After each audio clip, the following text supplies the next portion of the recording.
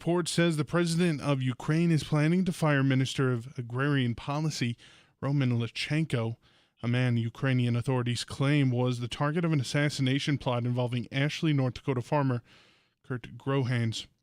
Grohans was arrested in November, accused of being involved in a conspiracy to kill Lychenko, former business partner who Grohans claimed stole money from him. According to the Ukraine-based website AgroTrend, President Zelensky is dissatisfied with Lychenko's job performance and says he could be dismissed in April or May. Senator Kevin Cramer says the developments could potentially be favorable for Grohans. My hope is that that tilts the scales of justice, at least in Kurt's favor. But he remains right now, of course, in pretrial detainment.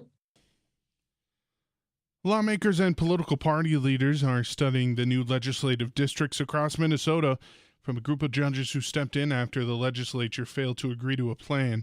Republican Senator Mark Johnson of East Grand Forks, chair of the Redistricting Committee, says it's too early to determine whether there may be a legal challenge. The nice thing that you see with a lease change map is that constituents who have finally gotten used to what their district boundaries aren't all of a sudden, now thrown into an entirely different number district. We try to keep that to a minimum, and I think the court did a fairly good job of that.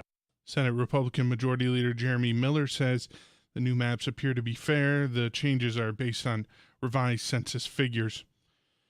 Well, the Vikings have finalized their hiring of head coach Kevin O'Connell. Announcement completes a sharp off-season shift in the direction for the team. 36-year-old offensive coordinator of the Super Bowl champion Los Angeles Rams replaces Mike Zimmer, becomes the 10th head coach in Vikings history. O'Connell is the fourth former assistant under Rams head coach Sean McVay to become an NFL coach. O'Connell had a brief career as a quarterback in the league before going into coaching. KFGO Weather Center forecast afternoon, partly to mostly cloudy. Scattered flurries, steady or slowly falling temperature tonight. Overnight low 16 below. Mostly clear tomorrow, high of 2. Mostly sunny skies. Wind chill advisory kicks in at midnight, and it goes to 9 a.m. tomorrow. I'm Madison Quinn, News Radio, KFGO.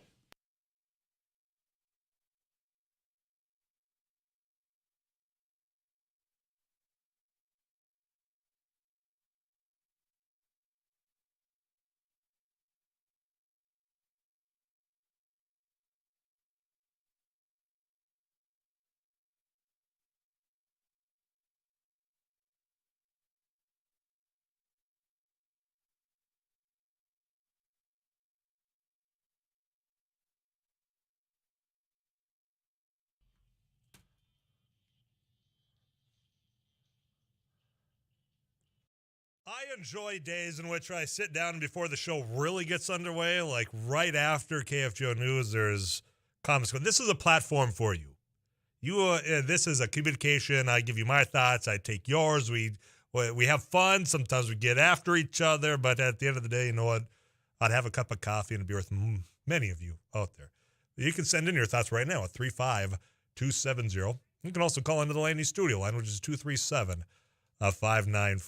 I'm going to get more into politicians, certainly in a little bit. When I just tell you about a situation that happened just yesterday, and how your lawmakers aren't always showing up for work. And, if you had that same thing, you'd probably be showing the door. This message came in. I'm going to pull in Joel Heitkamp in just a moment. We're not talking politics. I want to talk about, football.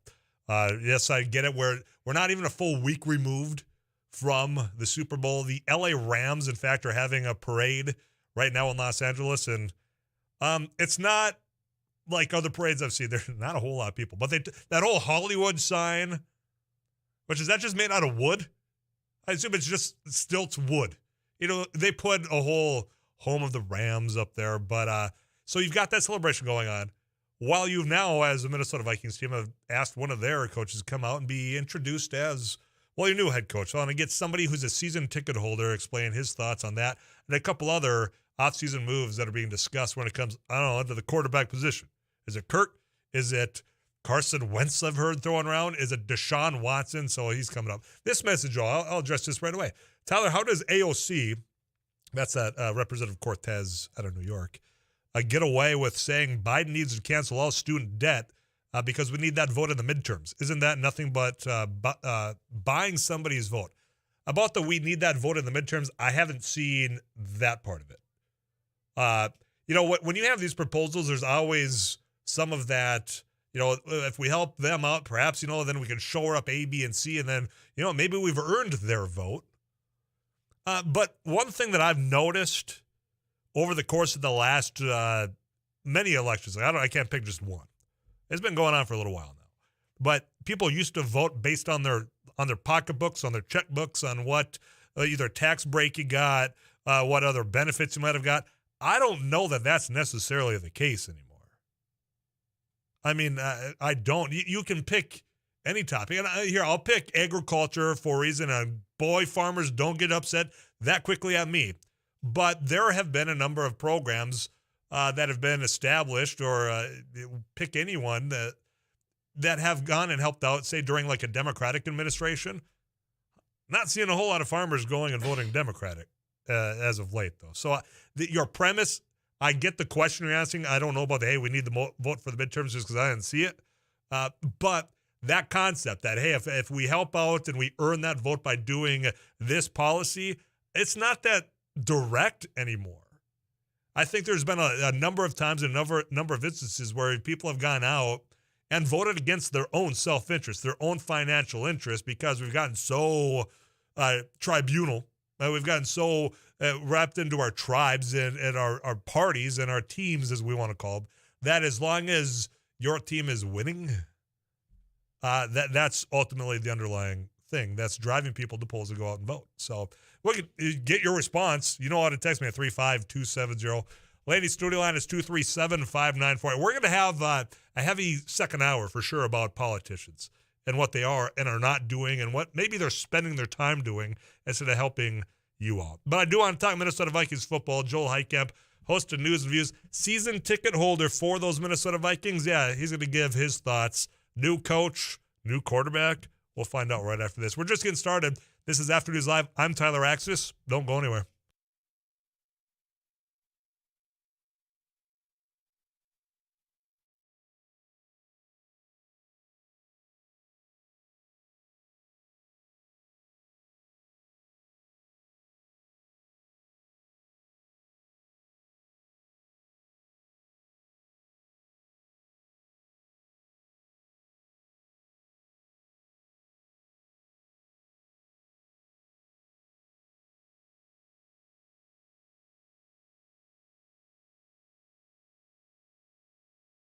Well, we're doing a food giveaway event to the community. A lot of people are facing food insecurity at this time. As we can tell, we had to start about an hour early because we just had so many people lined up. So as people come up and they need whatever they need, volunteers are taking care of it. It's all contactless, so nobody has to get out. And just making sure whatever the greatest need. We're just getting the greatest good. We're going until the food is out. As people are coming in, if they need 2 boxes and 2 gallons of milk, that's what we're giving. We don't want to leave anybody out. I was in the hospital, and I saw a flyer on the wall. And all the nurses were talking about taking people down there to get food and stuff.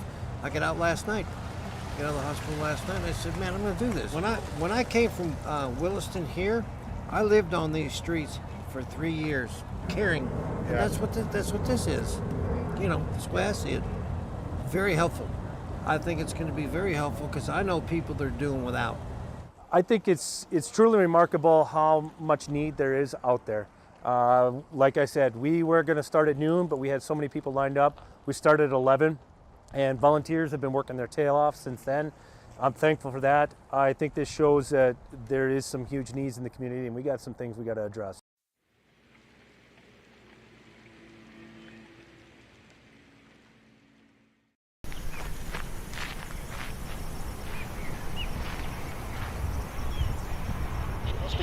Here with another News Radio. Hey, this is Abby Miller with the Air Mighty Kansas 790 Couch Potato Radio. Did you see that? From It Takes Two. Doug here with the morning crew this morning. Jerkins News Radio. Katie Eiler with It Takes Two. This is Jack Michael, Voices Forces. Too tall, Joel Heitkamp here on the Mighty Sarah Heinrich. Tyler Axis, your host. The Mighty 790 and 104.7 FM KFGO. The names you know, the voices you trust.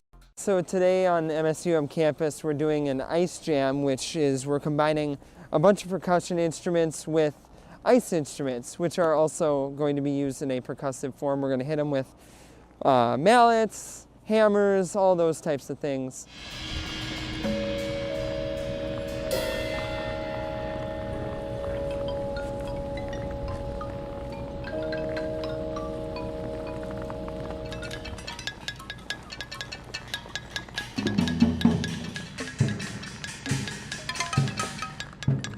Today is all improv, so we're all just kind of working with ideas that we just kind of think of as we go, and we kind of play off each other, and it's fun to collaborate but also have a sense of independence. Thanks for watching News and Views on YouTube. Don't forget to subscribe and like our page, and send us a text anytime at 35270.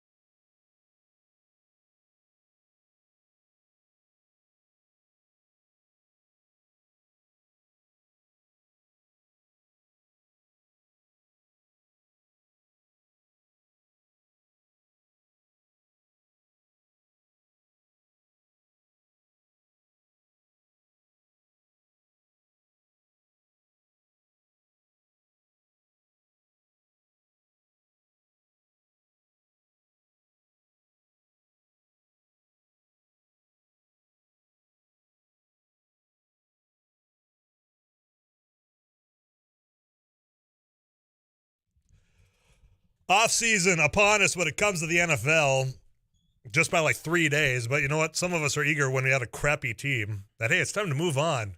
A next chance, the next opportunity before us. Minnesota Vikings, one of them. There's a lot of news in the NFC going on today, and I wanted to pull in Joel Heidkamp. You know what? He's a Vikings fan, but there's some breaking news when it comes to the NFC North that I really just want to get your thoughts on. Yes. Aaron Rodgers and his fiance just called it quits. Your thoughts? My thoughts is Aaron just needs to be honest with the world. Okay. And that's he's a two-time MVP quarterback? I think he just needs to tell the world the truth when the truth needs to be told, and I think he'll be in a happier place with his life. All right. Well, Shailene Woodley, they were engaged. They called life. Everybody thought he was going to be gone from Green Bay because, hey, you got this. And remember, she was at the Dakota Access Pipeline. Mm-hmm. I think she got arrested out there. Right. So everybody thought that's why he grew his hair out. He's becoming kind of that man of the earth. Who was the Indy then turns NASCAR driver that he dated for a while? Danica Patrick. Yeah, I met her. Uh-huh. I can't remember her name, but I met her when I met Gene Simmons. So you were at the same place. You didn't meet her. No. Okay. No, she was the spokesperson for ethanol. And so was I, when they were on the cruiser. Uh-huh. So I got a chance to talk to her. And I'm not a big Aaron Rodgers fan as a person even, but I can tell you he got lucky not marrying that woman. She was angry. So I know nothing of the Shailene Woodley. I know that she was an actress, that she was arrested at Dakota Access Pipeline. But, yeah, they're done. So that means he's probably sticking around Green Bay. Oh, my God, that's pressure on the poor guy, isn't it? I mean – He's got people that want to believe, and now he's got to find a way to have them believe. But he still hasn't got that second ring, is what people want to point out.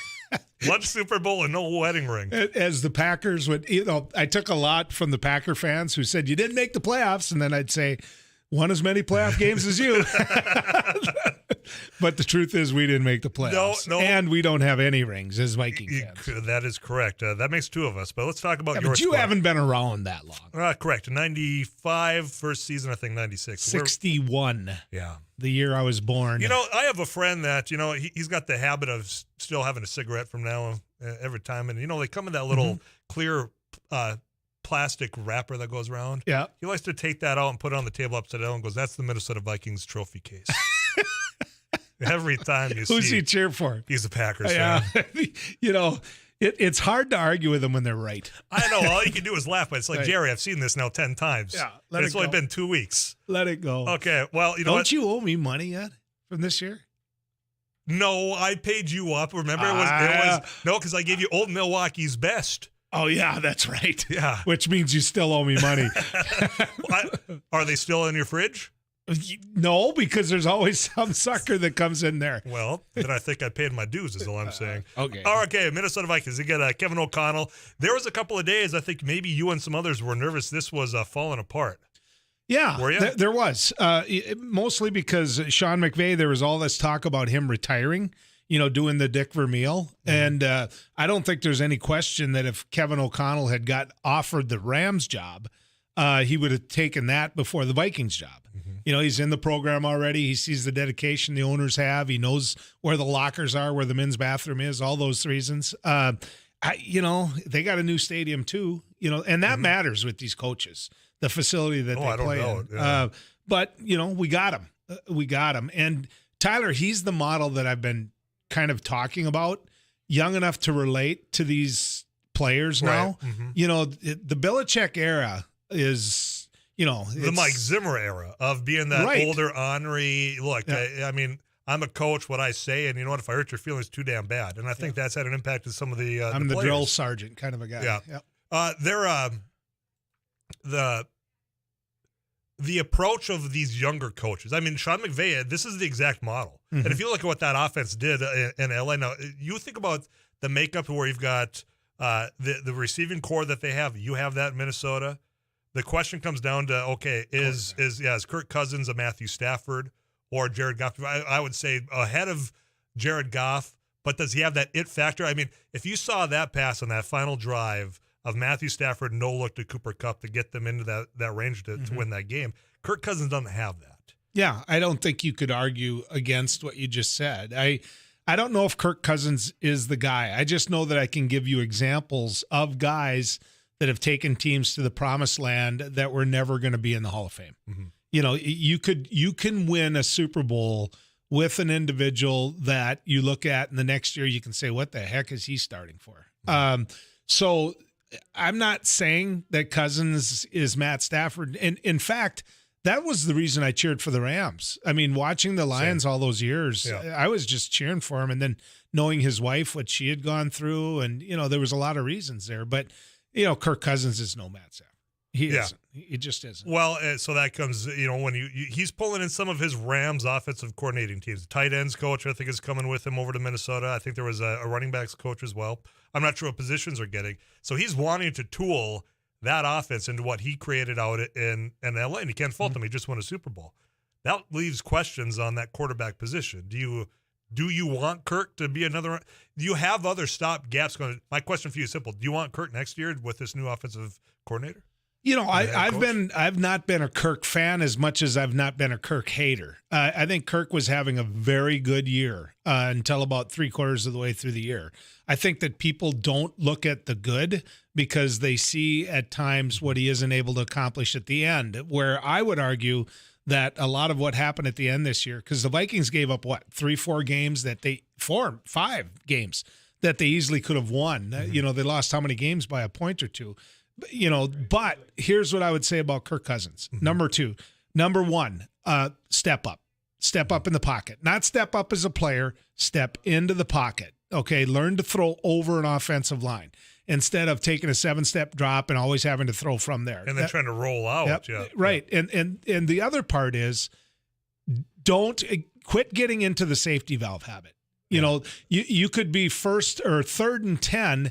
And when you throw it as, now you throw it to a guy and he's 4 yards down the field, he's not going to pick up 6 yards. The linebackers are going to catch him, So that's to me his biggest failings. That, and if I was the Viking coaches, I'd let him roll out.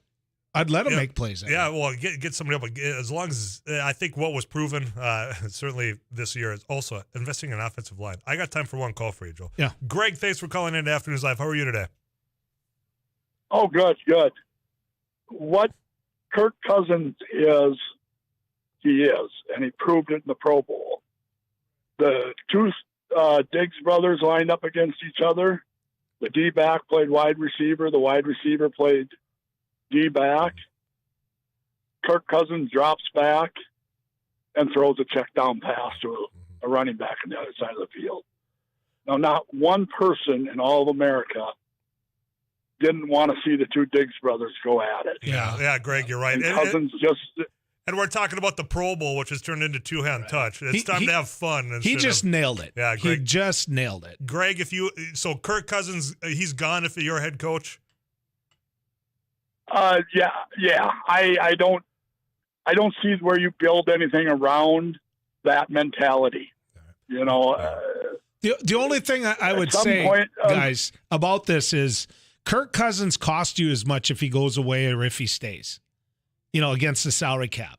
And so keep that in mind, guys, as well. Either way, he's big money. Unless you trade for somebody, and I don't know who that person's going to take that salary is. Either. Deshaun Watson is a name that's being thrown around, but he's got some legal issues going up, and I'm out of time to get your thoughts. Well, we all got illegal issues, right?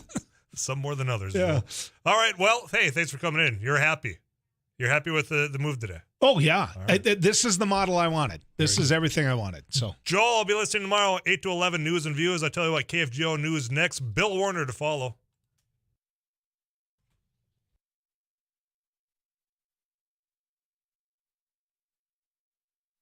Well, we're doing a food giveaway event to the community.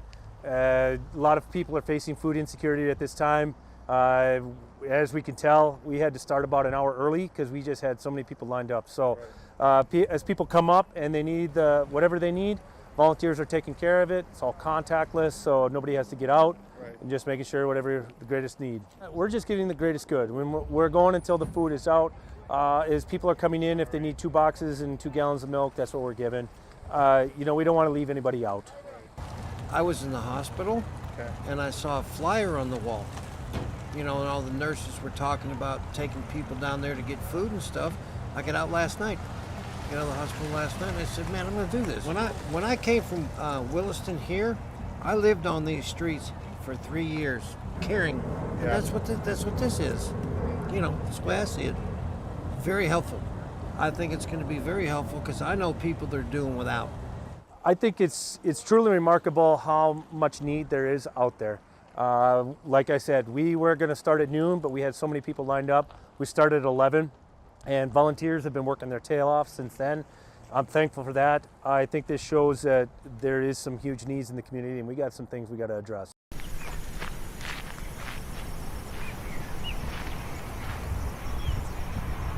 Robertson here with another News Radio. Hey, this is Abby Miller with the Derek Mighty Hansen, Couch 790. Potato Radio. Did you see that from It Takes Two? Doug here with the morning crew this morning. Jerkins News Radio. Katie Eiler with It Takes Two. This is Jack Michaels, Voices Forces. Too tall, Joel Heitkamp here on the Mighty Sarah Heinrich. Tyler Axis, your host. The Mighty 790 and 104.7 FM KFGO. The names you know, the voices you trust.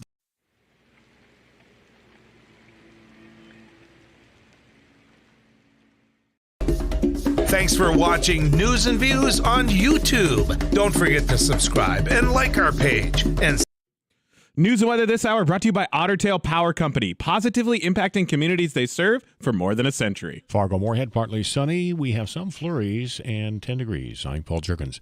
The Emerson, Manitoba Port of Entry is open again after a week-long blockade from truck drivers and others who were upset with Canada's COVID-19 restrictions that require commercial drivers to be vaccinated. The protest stopped thousands of crossings between North Dakota and Manitoba. Royal Canadian Mounted Police Sergeant Paul Manag says patience paid off. We didn't want to rush in. It would have absolutely made no sense just going in, perhaps making arrests, issuing tickets. We probably could have had others just take their place. There were no arrests during the blockade, which followed similar protests across several border crossings between the U.S. and Canada. 10 degrees. This is KFGO News.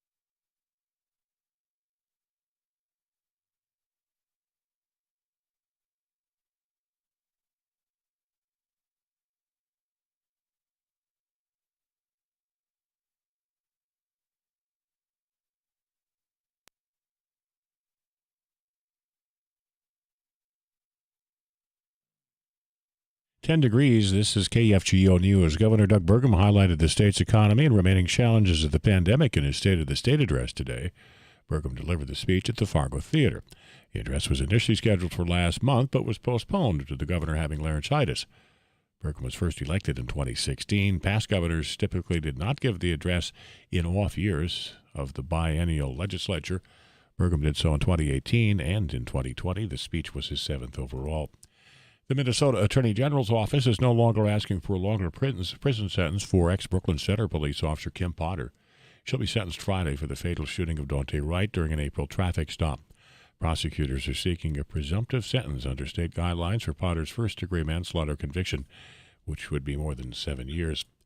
Another deadly shooting in Minneapolis. Reporter Mark Fry. Police are investigating what will be the 4th homicide in a week in North Minneapolis, the 8th homicide of the year in the city. But officers found a man in his early 20s shot to death in an alley. A home was destroyed by fire in Ypsilanti, North Dakota, yesterday afternoon. A Stutzman County deputy arrived at that scene and paged out the fire department. Jamestown Rural Fire Department responded. That house was fully engulfed. No one was home at the time. Several cats died in the fire. A neighbor was transported by ambulance to Jamestown Regional Medical Center for smoke inhalation.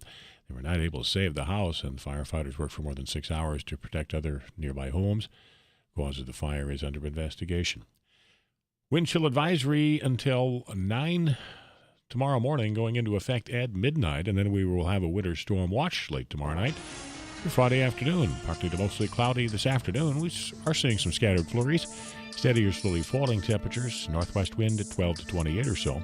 Mostly clear, 16 below overnight. Tomorrow, mostly sunny and 2 above. Fargo-Moorhead, partly sunny. Some flurries, it's 10. Paul Jerkins, News Radio KFGO.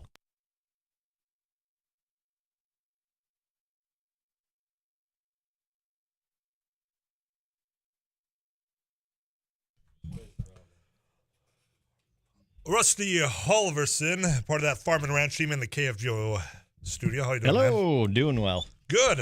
A number of things, of course, same old headlines that we're seeing. Of course, Russia, Ukraine. I just heard during the KFGO news update, though, there was a small development of our farmer from Ashley and some of the changes that, boy. Yeah, Newsroom is doing a lot of work on that. Well, it's one of those times where we have such uncertainty about Ukraine and Russia, what that all means for him, what that means for markets, what that means just overall, I guess, for global security. And I got to tell you what, when it comes to a story like that, Sarah and I, we work hard, but it comes down to the newsroom of KFGO to really track that down. Yeah, it's one that when I said, what's the latest here? Pretty jaw-dropping. It's such an unusual story in the first place. Yep. So I tip my hat to my comrades in the newsroom. No, bad pun. Sorry. No, I'll allow it. I'll allow it. No, you know I love puns. Yeah.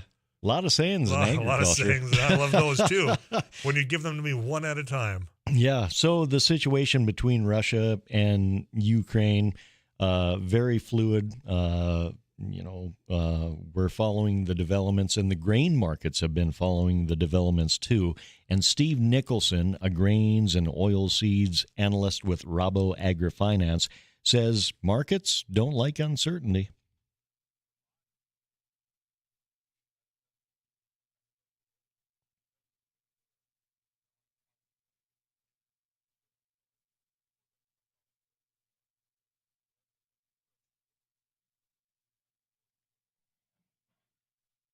Now, Ukraine is kind of considered to be the breadbasket. That's what I've heard of the region. Mm-hmm. Lots of wheat exports out of there. The Black Sea region. That's what we hear a lot of time in the market talk. And they are a major competitor for the U.S. And this is something that not only the grain market folks are following, but also energy markets too. A lot of energy production in that region. So and you know what? There's headlines that are shifting and evolving every other day about the situation. So when you talk about they don't like uncertainty, there's a lot of that going on. Markets do not like uncertainty. One of those sayings in agriculture. Of which there are many, boys and girls. Yep. Rusty, you come back next hour, right? Absolutely. Very good. He's one of the best in the biz, along with Sarah Heinrich, KFGO.com. You can go there, click on that agriculture tab to learn more. Tyler, what is that Rejoiner song? That is Rusty Cage covered by Johnny Cash. So you can go ahead and add that to your playlist. But don't be playing it any time between 2 and 5 o'clock weekdays is all I ask of you. CBS National News on the way when we come back. Our friend, our buddy out in St. Paul, Bill Werner, Capitol correspondent, he joins us next.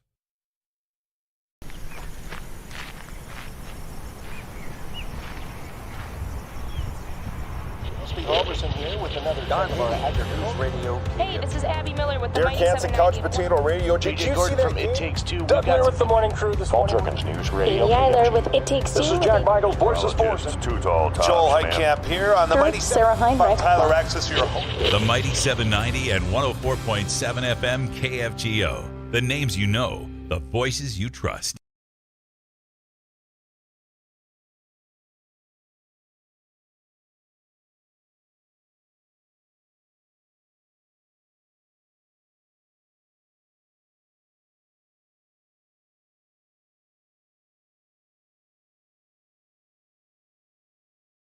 Well, we're doing a food giveaway event to the community. A lot of people are facing food insecurity at this time. As we can tell, we had to start about an hour early because we just had so many people lined up. So as people come up and they need whatever they need, volunteers are taking care of it. It's all contactless, so nobody has to get out. And just making sure whatever the greatest need. We're just getting the greatest good. We're going until the food is out. As people are coming in, if they need 2 boxes and 2 gallons of milk, that's what we're giving. We don't want to leave anybody out. I was in the hospital, and I saw a flyer on the wall. And all the nurses were talking about taking people down there to get food and stuff. I got out last night, the hospital last night, and I said, man, I'm going to do this. When I came from Williston here, I lived on these streets for 3 years, caring. And that's what this is. That's the way I see it. Very helpful. I think it's going to be very helpful because I know people that are doing without. I think it's truly remarkable how much need there is out there. Like I said, we were going to start at noon, but we had so many people lined up. We started at 11, and volunteers have been working their tail off since then. I'm thankful for that. I think this shows that there is some huge needs in the community, and we got some things we got to address. Thanks for watching News and Views on YouTube. Don't forget. We are surrounded by legislative sessions here in the upper Midwest. South Dakota, they're in session. Well, in Minnesota, they are in session as well. In fact, I'm looking up at one of our monitors covering some of that. But you know who I go to when I want to know about what in the world is going on in St. Paul? Bill Werner. He's a Minnesota News Capitol correspondent, a friend of the show here. And he joins us right now. Bill, how's your Wednesday afternoon treating you? Well, it's been a wild week, and we'll see what happens. We've got it may be a little bit of a lesser activity level today, but it was made up for earlier in the week for sure. Well, yeah, I don't even know where to begin. You got the redistricting coming out. We've got the unemployment side of this whole relief package, but the workers are. So I open the door to you, my friend, to say, take it where you want. Where do you want to start off here? It seems like, when we talked last, I think, Tyler, we kind of ran out of time, right, on the frontline worker COVID bonus issue and the unemployment insurance trust fund, beefing that up or replenishing that. And what we really have, we came into this legislative session with 6 months, more than 6 months worth of no agreement between House Democrats and Senate Republicans on bonuses, COVID bonuses for frontline workers. And the real issue was how big the pot of money should be and therefore how many workers you could cover.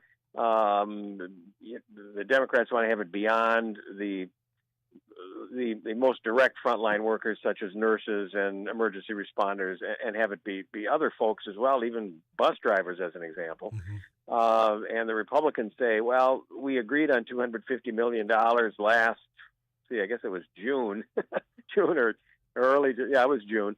And we need to stick with that. But what happened was the budget surplus that the state has, which is nearly $8 billion, and when we get the next economic forecast in a few weeks, probably even be bigger than that.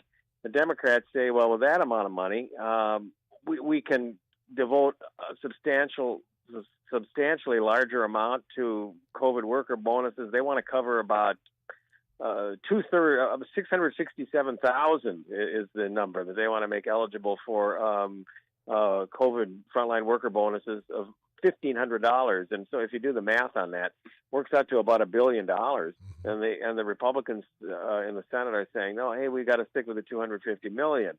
However, the Republicans in the Senate have been pushing an initiative that is also coming out of COVID. It has to do with the state's unemployment and insurance trust fund being depleted because of the large number of people that were drawing unemployment benefits.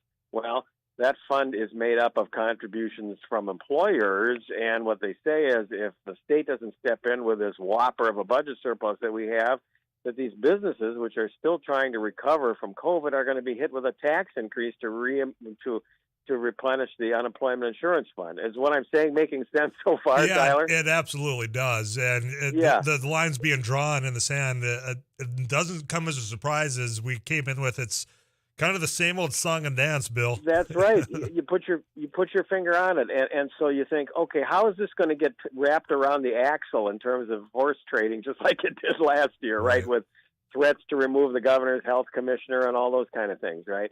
Well, the way it is now, the Speaker of the House, Melissa Hortman, let's see, it was right at the start of session, so just a couple of weeks ago, it seems like longer than that, made a suggestion and says, well, I'll tell you what, Republicans will, and it was just it was floating a trial balloon, but you knew that it was going to get some traction in the politics of it.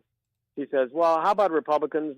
We'll give you $1 billion to replenish the unemployment insurance fund so the businesses don't have a tax increase, but you give us $1 billion for frontline worker bonuses, right? Mm-hmm. And the Senate Republicans are coming back and saying, look, we want to stick with the original $250 million. We're not going to tie anything to this. Well, it doesn't make any difference whether they say we don't want to tie anything to it. If anybody ties anything to it, they're the ones who have the power, right? Right. In this case, it's the House Democrats. So that's where we sit. The Senate Republicans say anyway, $1 billion isn't enough. We need $2.7 billion to be able to pay back the federal government, plus make sure that there are no tax increases for businesses. So you can see, Tyler, that this whole thing is just wrapped up, as I say, around the axle as much as it was for the 6 or 8 months prior to this. Well, that's where I find myself shaking my head, Bill, is, we're at the same, yeah, I believe that, especially the frontline workers saying, come on, you guys, I was out here, I was working, I was busting tail at this plant, and you're giving the insurance or the unemployment side to the employer, yet I was the one on the front lines doing the work, and I'm not going to get anything, or you're delaying this, yet you move so quickly. It's just, we're at the same point, yet we've got that, the golden nest, so to speak, and you've now got $8 billion surplus. You've got likely for that to increase by the time they get out of St. Paul. This is me shaking my head. There's no doubt there. And then, like you say, there's a lot of people who are shaking their head. Yeah. As a political reporter, I don't really shake my head, but you keep your head down and write what's going on. Publicly. Yeah, but I look at it and I say, in terms of the amount of linkage, wrap around the axle kind of stuff, right? And and not being able to get anything done because it's just one kind of linkage and attempted horse trading and dealing metamorphosizes into another.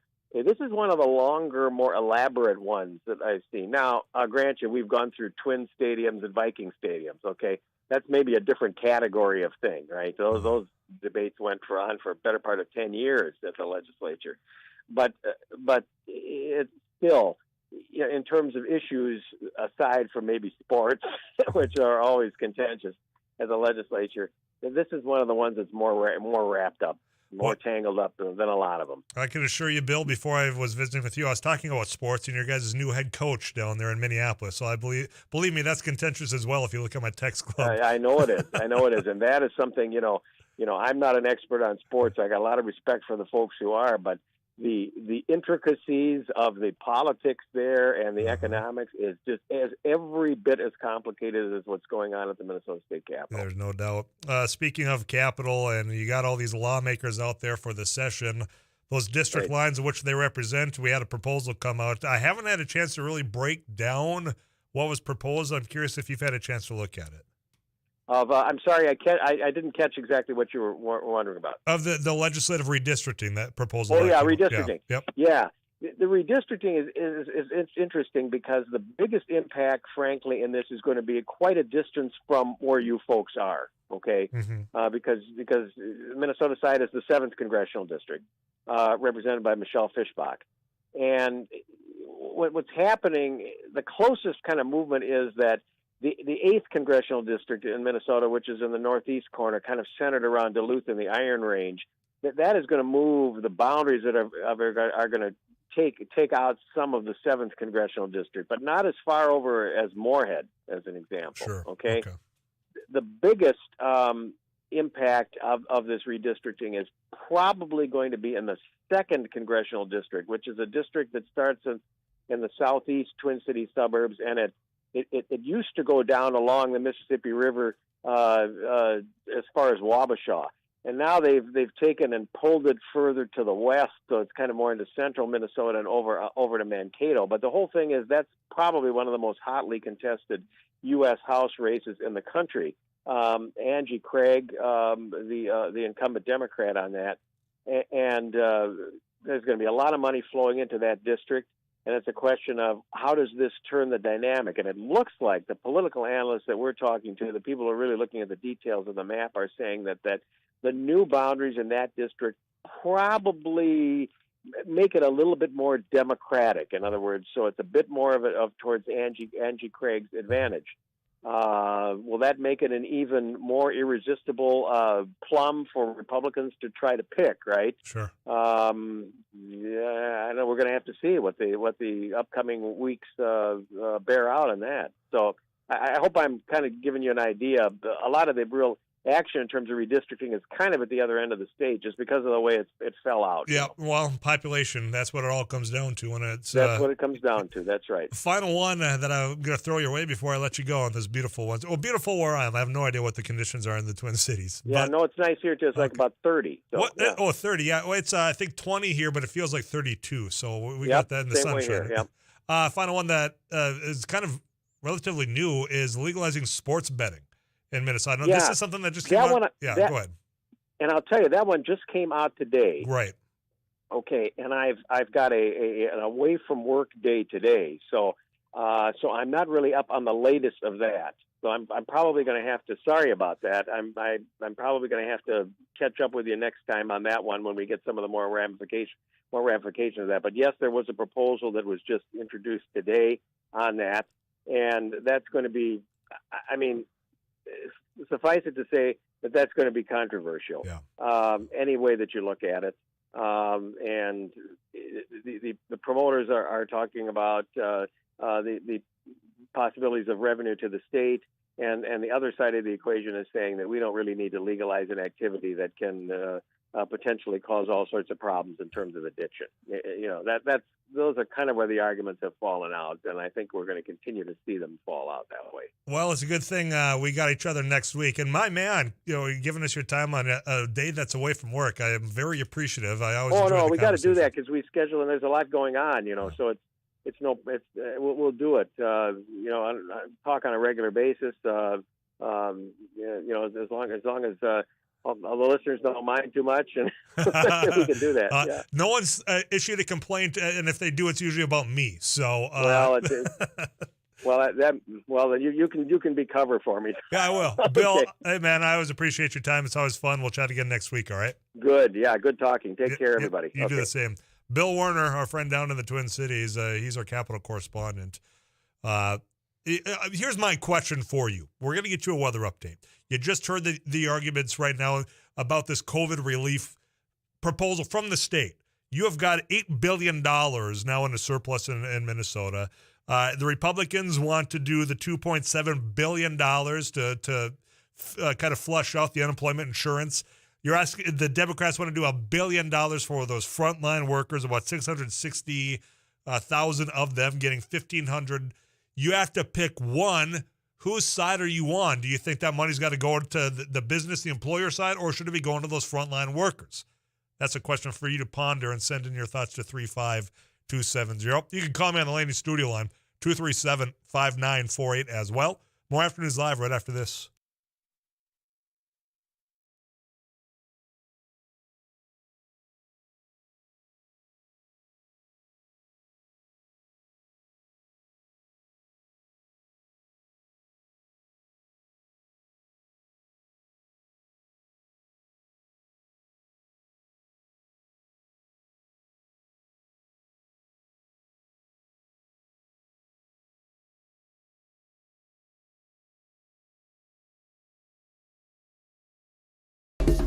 Thanks for watching News and Views on YouTube. Don't forget to subscribe and like our page, and send us a text anytime at 35270.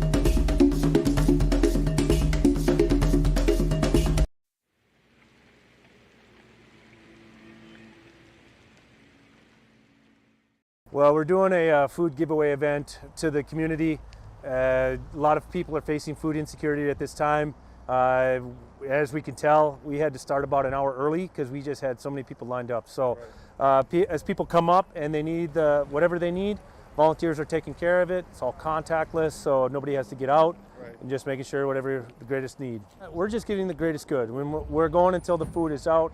As people are coming in, if they need 2 boxes and 2 gallons of milk, that's what we're giving. We don't want to leave anybody out. I was in the hospital, and I saw a flyer on the wall. And all the nurses were talking about taking people down there to get food and stuff. I got out last night. Got out of the hospital last night, and I said, man, I'm going to do this. When I came from Williston here, I lived on these streets for 3 years, caring. And that's what this is. That's the way I see it. Very helpful. I think it's going to be very helpful because I know people that are doing without. I think it's truly remarkable how much need there is out there. Like I said, we were going to start at noon, but we had so many people lined up. We started at 11, and volunteers have been working their tail off since then. I'm thankful for that. I think this shows that there is some huge needs in the community, and we got some things we got to address. So today on MSUM campus, we're doing an ice jam, which is we're combining a bunch of percussion instruments with ice instruments, which are also going to be used in a percussive form. We're going to hit them with mallets, hammers, all those types of things.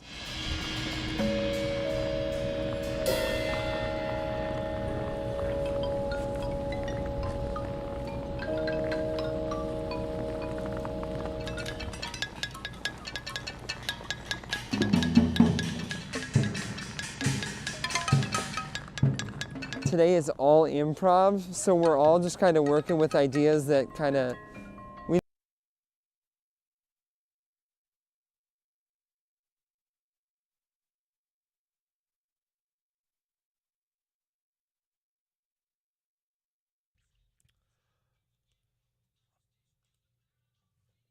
Question that is before you, following a conversation and getting an update from St. Paul, Bill Werner, is you've got the fighting, you've got the dollars as well about who should be provided relief.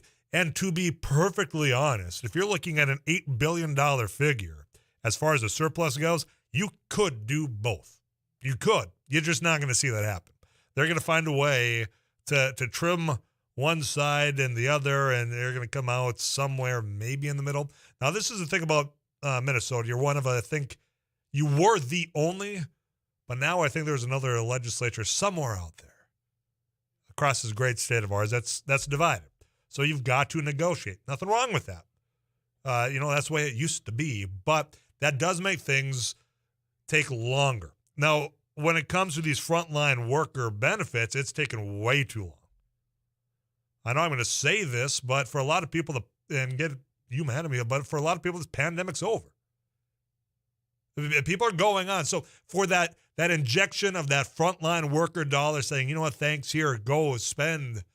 I mean, it's been long past time in which that could have been out there for exactly that, especially for some of the businesses that are out there trying to make sure people are getting through their doors and spending money.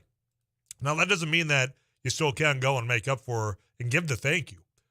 But the question, if you have to choose one of the two options here of giving $2.7 billion to the unemployment insurance fund, the reserve, to flesh that out so businesses don't see a tax increase. Now, mind you, some of those businesses did take a financial impact during the pandemic.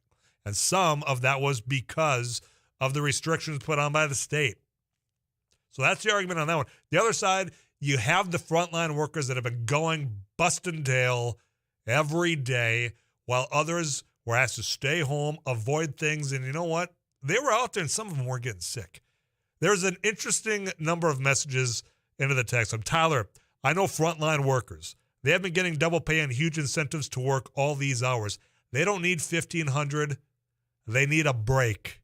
That burnout, the worn out aspect, interesting. My nursing friends have been making more than almost anyone during this pandemic. It's the strictly 40-hour work week people that need the money. So that's one person's opinion. Tyler, the employers can repay the unemployment because a lot of the owners got PPP funds. The Minnesota tax money needs to go to the taxpayers that overpaid the taxes coming in as well. For me, those frontline workers have earned it. I understand the divide that came in as far as, well, you know what, they also need a break. But you were asked to show up. You were on that front line, those truck drivers, the grocery store people. You earned the money. I hope they come up with some resolution. This is After News Live on KFGO.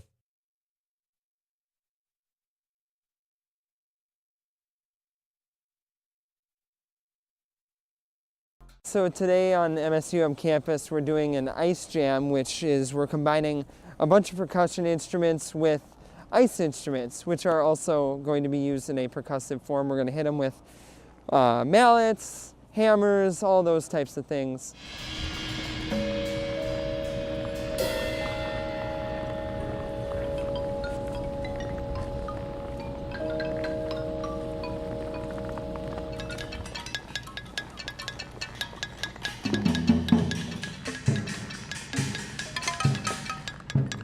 Today is all improv, so we're all just kind of working with ideas that we just kind of think of as we go, and we kind of play off each other, and it's fun to collaborate but also have a sense of independence. Thanks for watching News and Views on YouTube. Don't forget to subscribe and like our page, and send us a text anytime at 35270.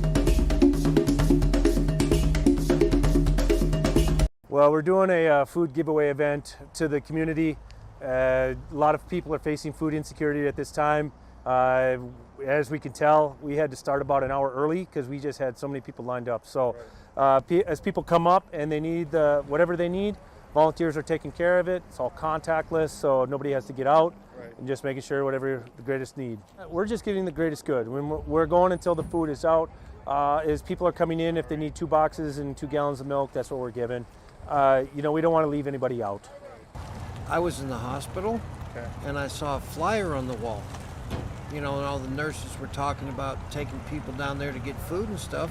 I got out last night, the hospital last night, and I said, man, I'm going to do this. When I came from Williston here, I lived on these streets for 3 years, caring. And that's what this is. That's the way I see it. Very helpful. I think it's going to be very helpful because I know people that are doing without.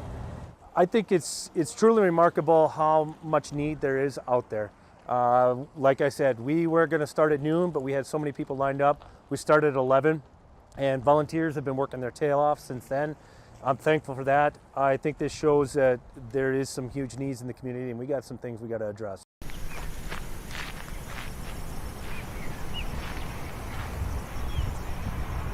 Roberson here with another News Radio. Hey, this is Abby Miller with the Derek Mighty Hansen, 790. Couch Potato Radio. JJ Gordon from It Takes Two. Doug Werner with the morning crew this morning. Paul Jerkins News Radio. Amy Eiler with It Takes Two. This is Jack Michaels, Voices Force. Joel Heitkamp here on the Mighty Sarah Heinrich. Tyler Axis, your host. The Mighty 790 and 104.7 FM KFGO. The names you know, the voices you trust.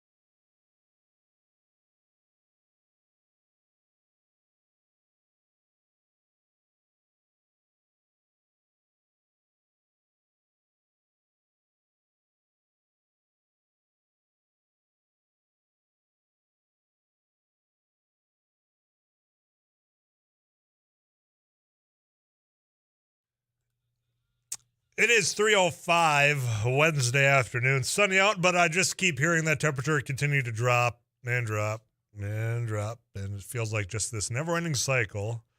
We'll get an updated forecast from Too Tall Tom Szymanski before that 4 o'clock hour does strike. But it's 3 o'clock. Here's an on this date, 26 years ago today. Happy Gilmore came out. Shooter McGavin loses Happy Gilmore. He put out a statement. If you are on Twitter, and if you're not following Shooter McGavin and that Twitter account, you're missing out on some of the satire because it's good. It's funny. It's comical. So he issued a statement. That was 26 years ago already. That Happy Gilmore, which I argue, and I will hold this one until I am no longer speaking into this microphone and beyond, Happy Gilmore is the best Adam Sandler movie made, period. If you want to argue about it, 35270. You can try to tell me that there's other Happy Gilmore movies that are better than or Adam Sandler movies. See, that's how dedicated I am that Happy Gilmore is the best of the Adam Sandler movies. If you think it's something else, 35270. Laney's studio line is 237-5948. We'll have that, and then can't we just have people doing their jobs? We'll talk about that when it comes to a U.S. Senate panel. That's right after this KFGO news.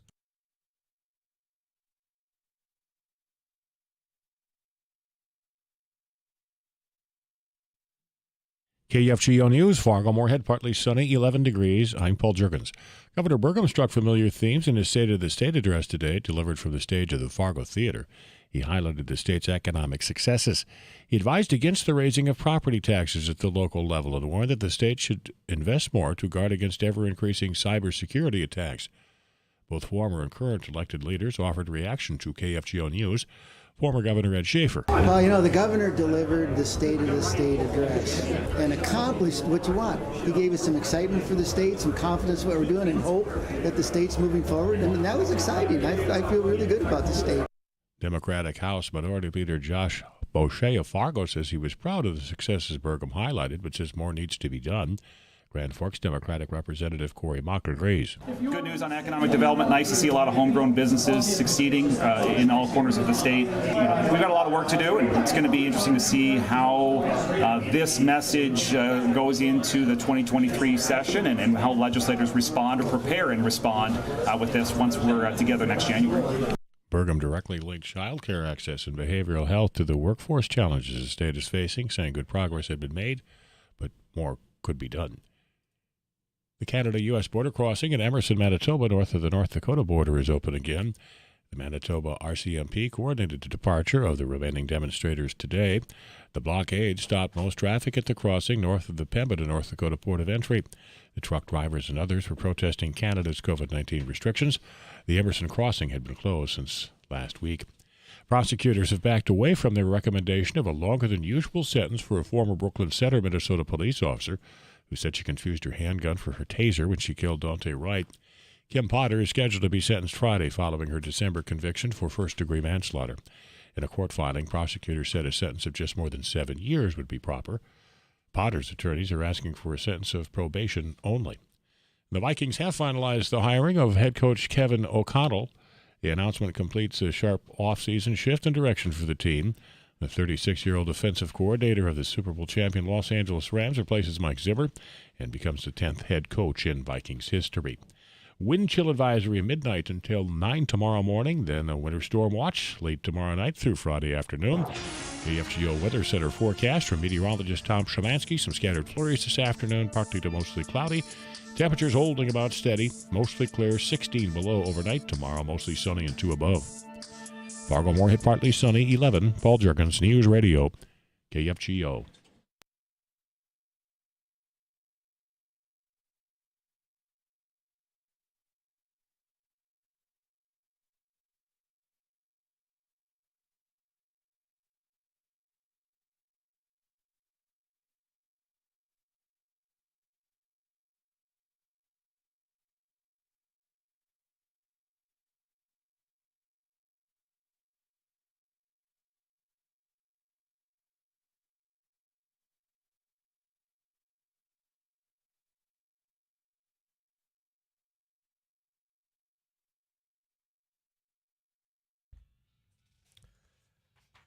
All right, before we got you caught up with Paul Jerkins of the KFGO News Center, I'd said, hey, you know what, 26 years ago today, Happy Gilmore came out, which, hands down, best Adam Sandler movie, period. There, bar none, it's Happy Gilmore. Here's some of your thoughts. I said, if you want to argue with me, go right ahead and try. Tyler, I can't argue. Happy Gilmore will live on forever. I hope to be 70 years old, still trying to mimic that beautiful swing. Only 364 more days till hockey tryouts. Got to toughen up. Another one that came in. Tyler, I do agree. So, again, no one's arguing with me. So, Happy Gilmore, this has a very strong capitalized, but Waterboy is a real close second for me. I'm glad he said for me because in the real world, it's not second. It's not. Here's the definitive list that I wrote down while you were listening to Paul Jerkins. I was listening to Paul Jerkins, too. Actually, I was listening to Ed Schaefer give his thoughts on the state of the state, just to prove to you that I was listening.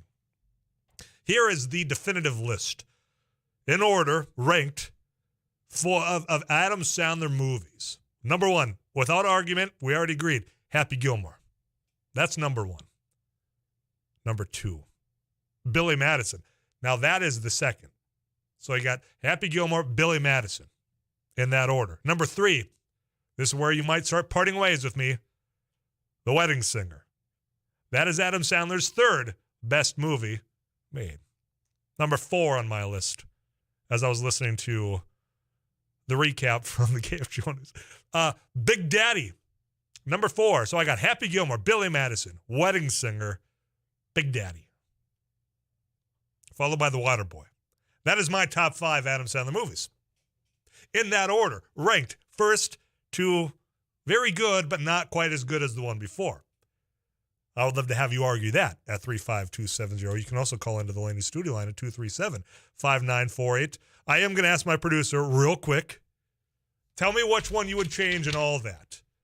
Billy Madison 1. Okay. Happy Gilmore 2. I think that is, a 98% versus a 97% or so. It's splitting hairs to argue between those two. Mm-hmm. I move up Waterboy.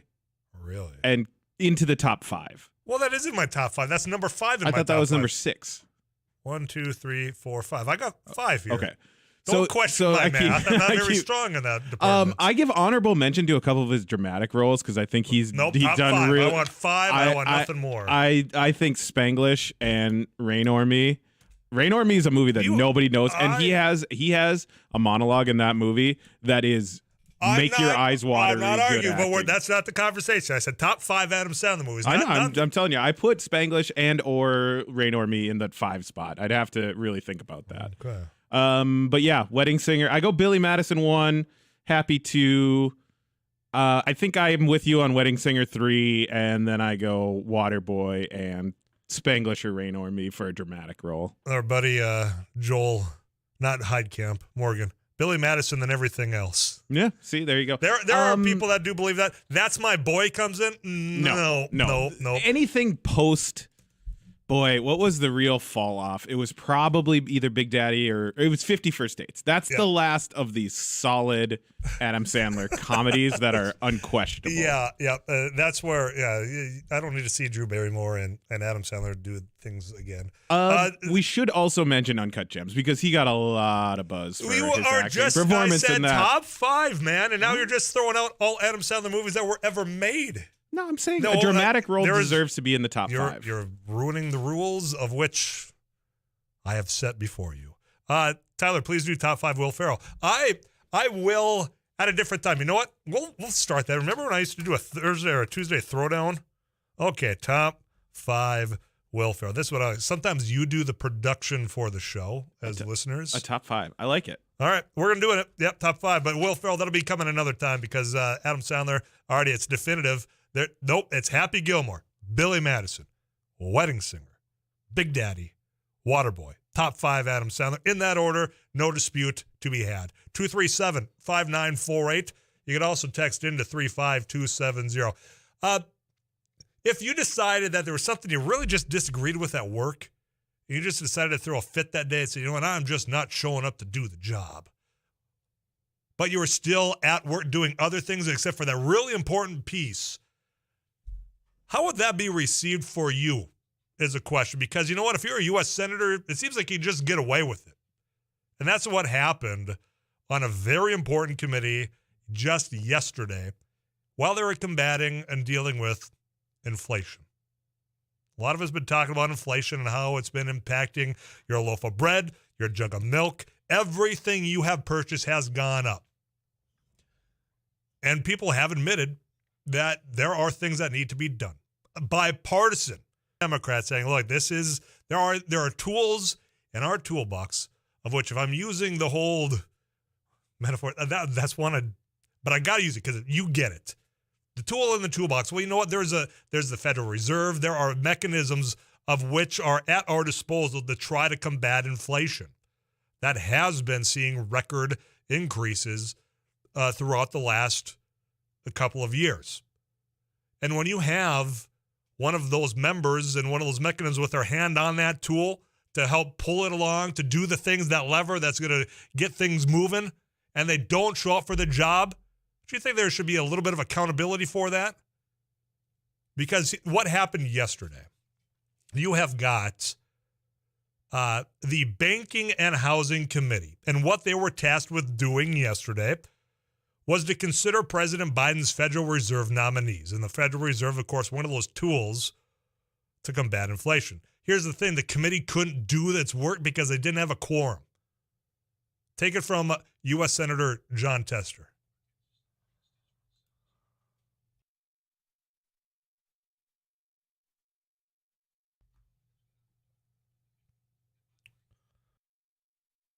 Very important, and we need to get our arms around it.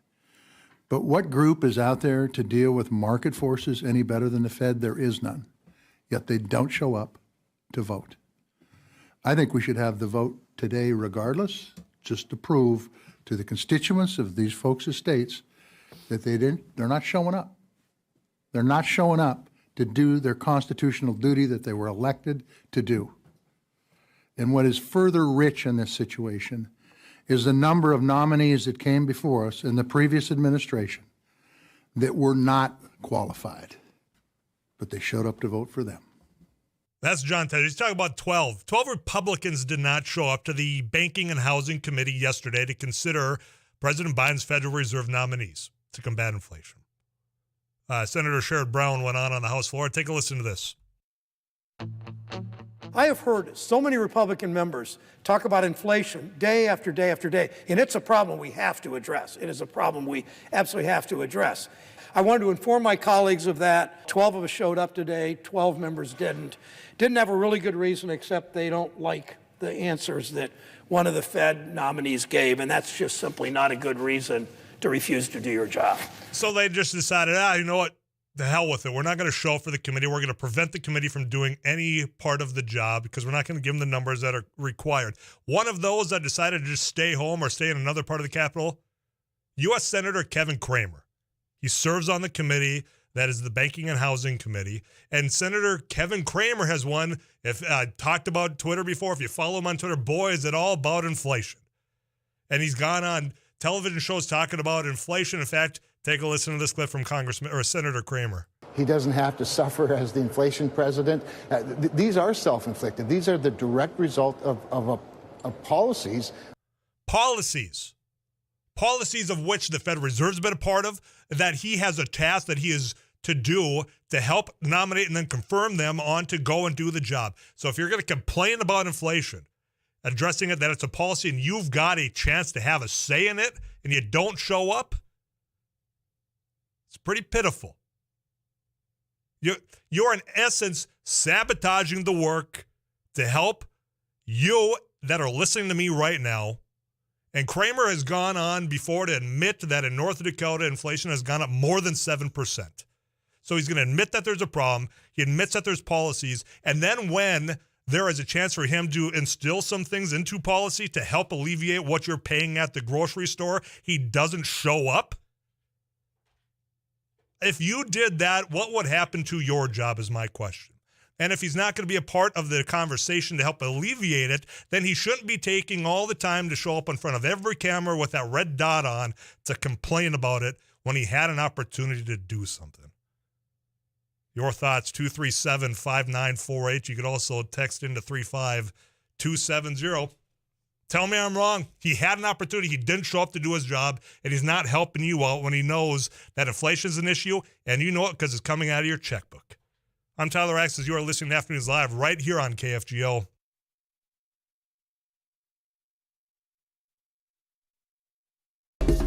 Thanks for watching News and Views on YouTube. Don't forget to subscribe and like our page, and send us a text anytime at 35270.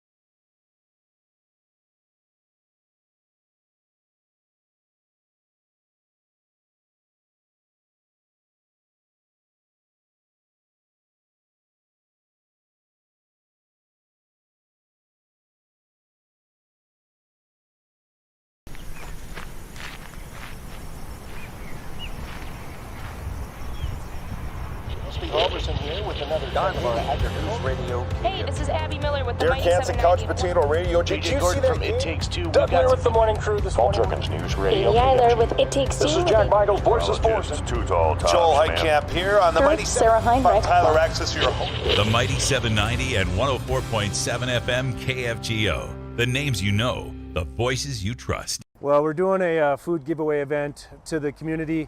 A lot of people are facing food insecurity at this time. As we can tell, we had to start about an hour early because we just had so many people lined up. So as people come up and they need whatever they need, volunteers are taking care of it. It's all contactless, so nobody has to get out, and just making sure whatever the greatest need. We're just giving the greatest good. We're going until the food is out. As people are coming in, if they need 2 boxes and 2 gallons of milk, that's what we're giving. We don't want to leave anybody out. I was in the hospital, and I saw a flyer on the wall. And all the nurses were talking about taking people down there to get food and stuff. I got out last night. Got out of the hospital last night, and I said, man, I'm going to do this. When I came from Williston here, I lived on these streets for 3 years, caring. And that's what this is. That's the way I see it. Very helpful. I think it's going to be very helpful because I know people that are doing without. I think it's truly remarkable how much need there is out there. Like I said, we were going to start at noon, but we had so many people lined up. We started at 11, and volunteers have been working their tail off since then. I'm thankful for that. I think this shows that there is some huge needs in the community, and we got some things we got to address. So today on MSUM campus, we're doing an ice jam, which is we're combining a bunch of percussion instruments with ice instruments, which are also going to be used in a percussive form. We're going to hit them with mallets, hammers, all those types of things.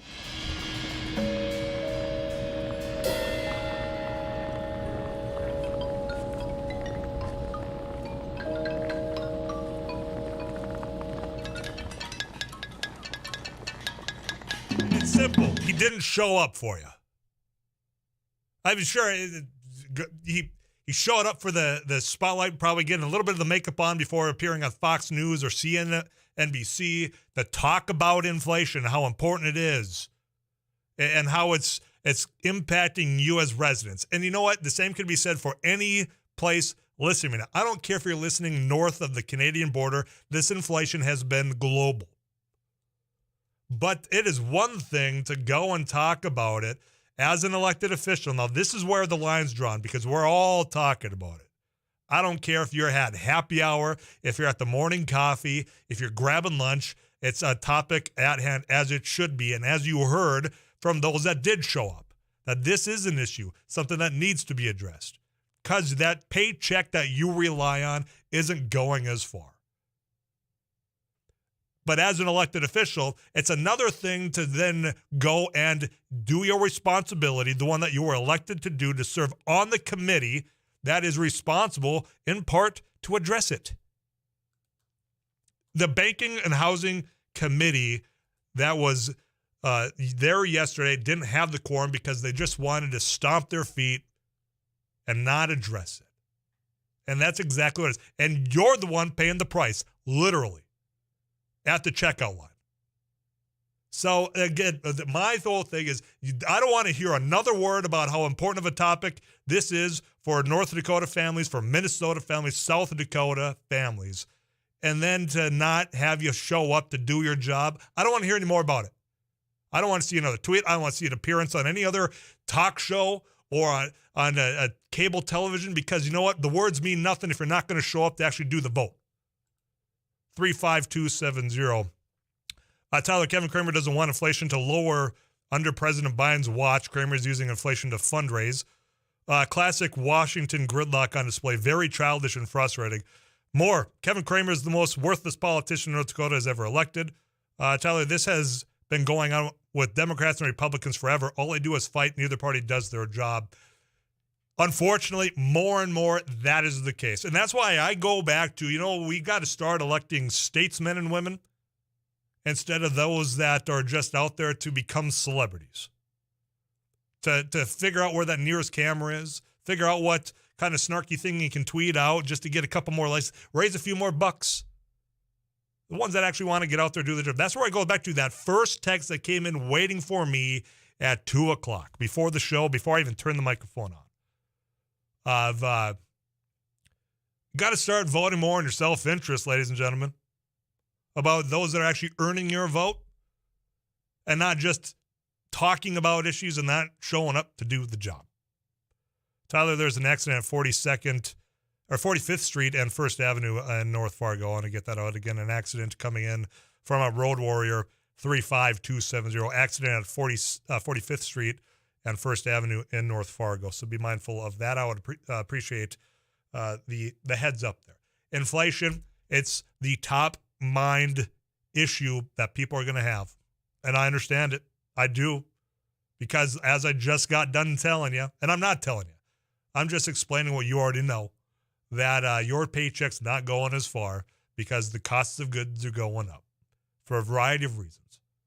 You can say that some of it's policy driven, and there is got to be some of that. And if it is policy, as a policy maker, that's your job.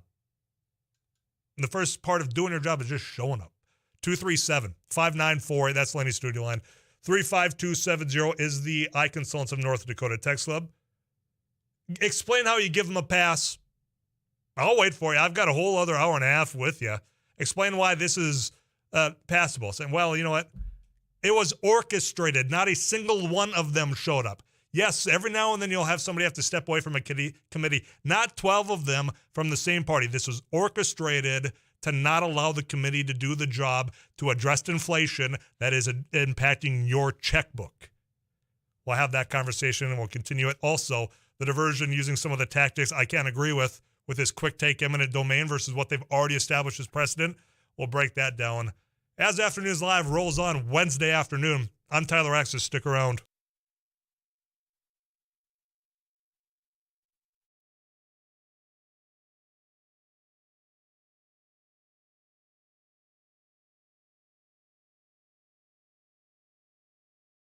So today on MSUM campus, we're doing an ice jam, which is we're combining a bunch of percussion instruments with ice instruments, which are also going to be used in a percussive form. We're going to hit them with mallets, hammers, all those types of things.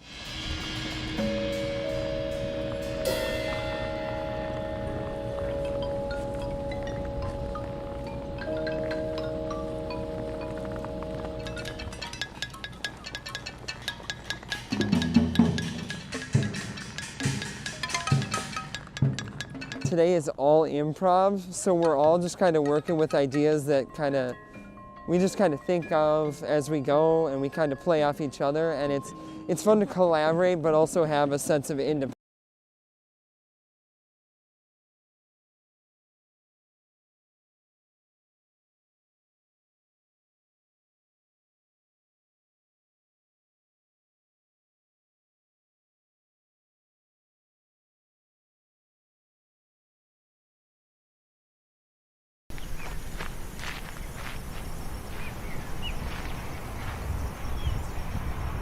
Robertson here with another Don News Radio. Hey, this is Abby Miller with the Derek Mighty Hansen, 790. Couch Potato Radio. Did you see that? It Takes Two. Doug here with the morning crew this morning. Paul Jerkins News Radio. Katie Eiler with It Takes Two. This is Jack Michaels, Voices Force. Too tall, Joel Heitkamp here on the Mighty Sarah Heinrich. Tyler Axis, your host. The Mighty 790 and 104.7 FM KFGO. The names you know, the voices you trust. Thanks for watching News and Views on YouTube. Don't forget to subscribe and like our page. And send us a text anytime at 35270.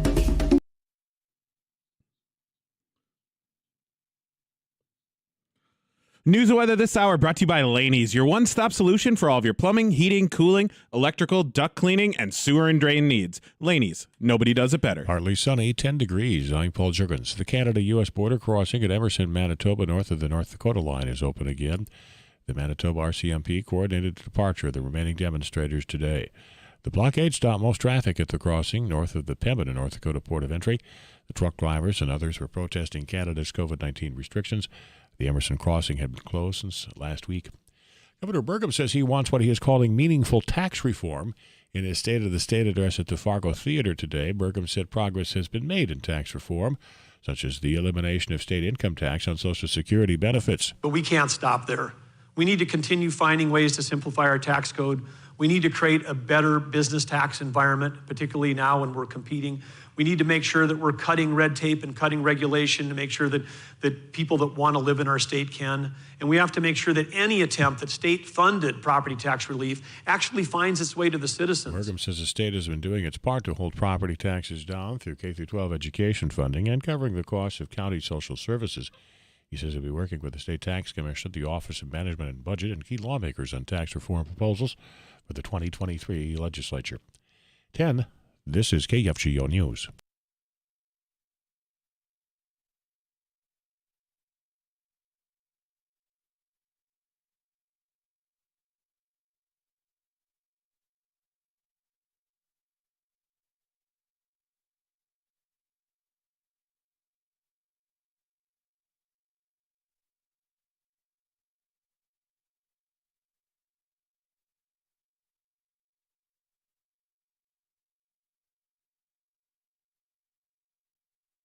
Ten degrees. This is KFGO News.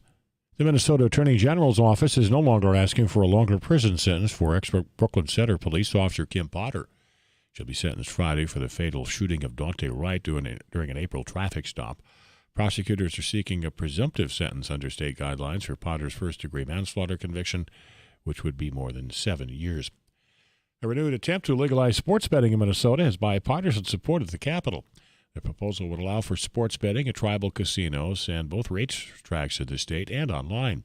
Republican Senator Roger Chamberlain of Lino Lakes says with surrounding states already allowing sports legalized gambling, it's time for Minnesota to move forward. The proposal here is good for tribes, it's good for tracks, but most importantly, it's good for the consumers. Similar proposals to legalize sports betting in recent years have fallen short, and it's unclear at this point if tribal leaders are on board with lawmakers' plans.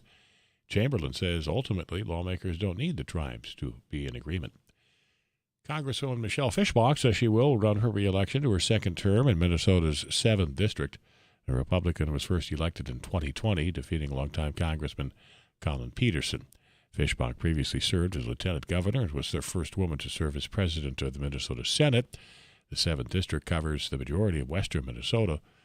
Cities included are Moorhead, Fergus Falls, Alexandria, and Wilmer. There are 3 candidates now seeking the Democratic endorsement: Mark J. Lindquist, Reed Olson, and Ernest Applegard Peltier. Travis Olson is the only candidate running in the Libertarian primary.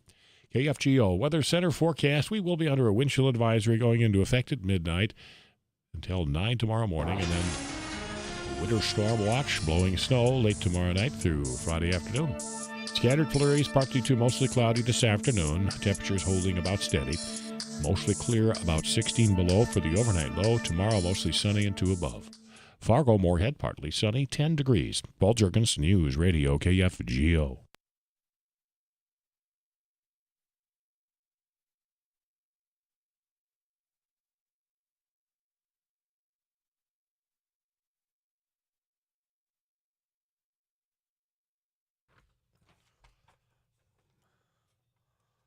Welcome back, Rusty Halverson. Feels like I walked into a fist fight or a gunfight, and I've got a pen and a cell phone. Keeping your head down, doing the job. Here's icebreaker for you. Roger. Top 5 Adam Sandler movies in your order. I said, here's my definitive list. Happy Gilmore, which came out 26 years ago today. Yep. Billy Madison. Okay. Wedding Singer. Okay. Big Daddy. Okay. Waterboy. That's the order. Okay. So, yours. I got to go with Happy first, then Waterboy, and then maybe Big Daddy, and then the rest. Wow. That is quite the shakeup. Yeah. See how that broke the ice? Yeah. Cool, calm, collected. Now we can talk about important things like what the National Pork Board's been up to. Have you heard about inflation? Boy, have I. Well, I got some opinions on that. Yeah. The National Pork Board recently holding a webinar on the state of the U.S. pork industry, and Dr. Steve Meyer from Partners for Production Agriculture, one of the panelists, saying that inflation could be a concern for the year ahead.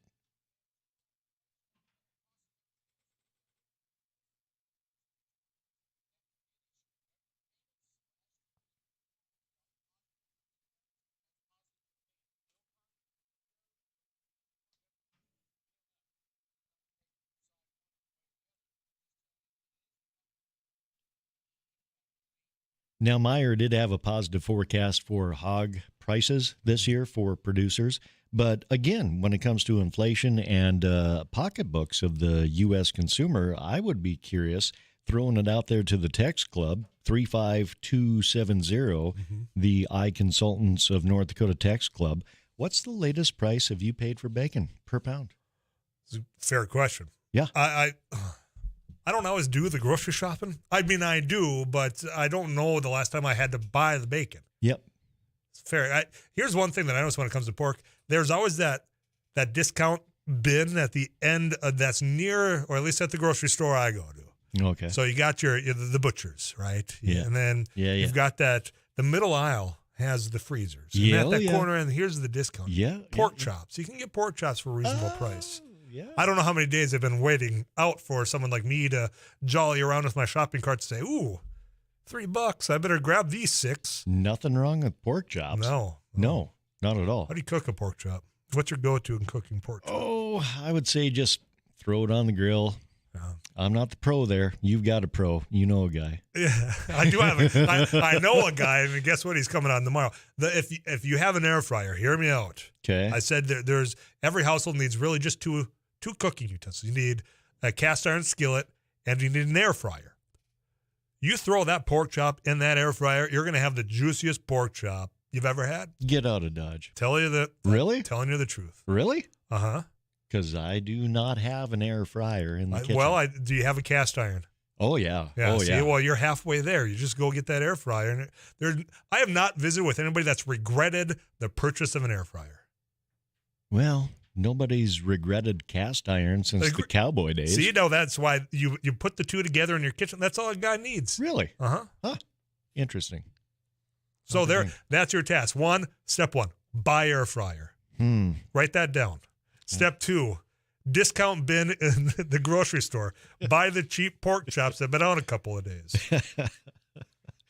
Well, yeah. I'll give you the recipe afterwards, but you got to complete those 2 first steps. Okay. Here, somebody actually. That's fair. It's like I'm giving you homework here. Yeah. $4.99 a pound for the stuff made at the butcher behind the counter comes in. Okay. I'm not sure which butcher nor which counter of which they speak, but $4.99 a pound. That is a bargain. Oh my goodness. I would go for that. I'm going to have to go to the store now. My problem is I always get suckered in on the checkout aisle you really need the Reese's peanut butter cup, don't you? And I do. But just to see what a pound of bacon is these days. I don't know. Yeah. 35270. What have you paid for bacon? Can you get it? Can you find a pound of bacon that's cheaper than $5 or $4.99 to be exact? I want to hear from you right after the CBS National News. Rusty, appreciate it, man. Roger. See you tomorrow. We got Audibles. You betcha. Thank you, sir. All right. Rusty Alverson, Sarah Heinrich, both multi-award-winning journalists of agriculture. Just go to KFGO.com, click on that agriculture tab to learn a little bit more. CBS National News headlines on the way. Your thoughts on not showing up for your job, how much you're paying for a pound of bacon, that eminent quick take domain, all of that's on the table for the rest of the way here. I'm Tyler Axis. Stick around. So today on MSUM campus, we're doing an ice jam, which is we're combining a bunch of percussion instruments with ice instruments, which are also going to be used in a percussive form. We're going to hit them with mallets, hammers, all those types of things.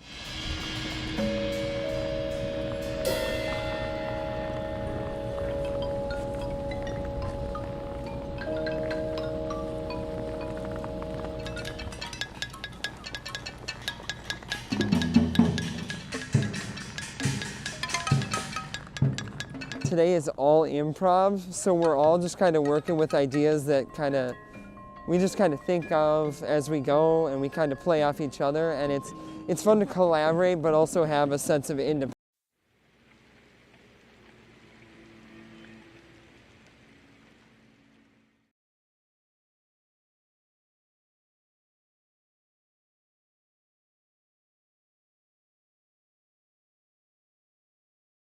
Well, we're doing a food giveaway event to the community. A lot of people are facing food insecurity at this time. As we can tell, we had to start about an hour early because we just had so many people lined up. So as people come up and they need whatever they need, volunteers are taking care of it. It's all contactless, so nobody has to get out. And just making sure whatever the greatest need. We're just giving the greatest good. When we're going until the food is out. As people are coming in, if they need 2 boxes and 2 gallons of milk, that's what we're giving. We don't want to leave anybody out. I was in the hospital, and I saw a flyer on the wall. And all the nurses were talking about taking people down there to get food and stuff. I got out last night, the hospital last night, and I said, man, I'm going to do this. When I came from Williston here, I lived on these streets for 3 years, caring. And that's what this is. That's the way I see it. Very helpful. I think it's going to be very helpful because I know people that are doing without. I think it's truly remarkable how much need there is out there. Like I said, we were going to start at noon, but we had so many people lined up. We started at 11, and volunteers have been working their tail off since then. I'm thankful for that. I think this shows that there is some huge needs in the community, and we got some things we got to address.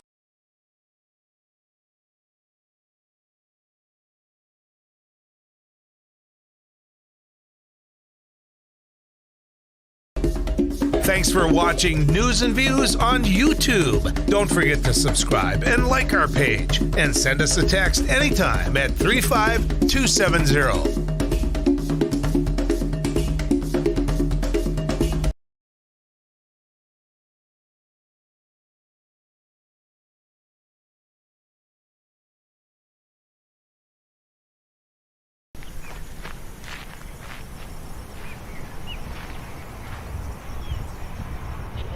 Here with another News Radio. Hey, this is Abby Miller with the Derek Hansen, Couch Potato Radio. Did you see that? From It Takes Two. Doug here with the morning crew this morning. Paul Jerkins News Radio. Eiler with It Takes Two. This is Jack Michaels, Voices Force. Too tall. Joel Heitkamp here on the Mighty Sarah Heinrich. Tyler Axis here. Showing up at the job to where you can find really affordable bacon, and that's where I want to visit with Jack, who has called into the Laney studio line. Jack, how are you doing this Wednesday? I'm doing fine. I enjoy your program. I appreciate that. And I appreciate you being a part of it by calling in. All right, thank you.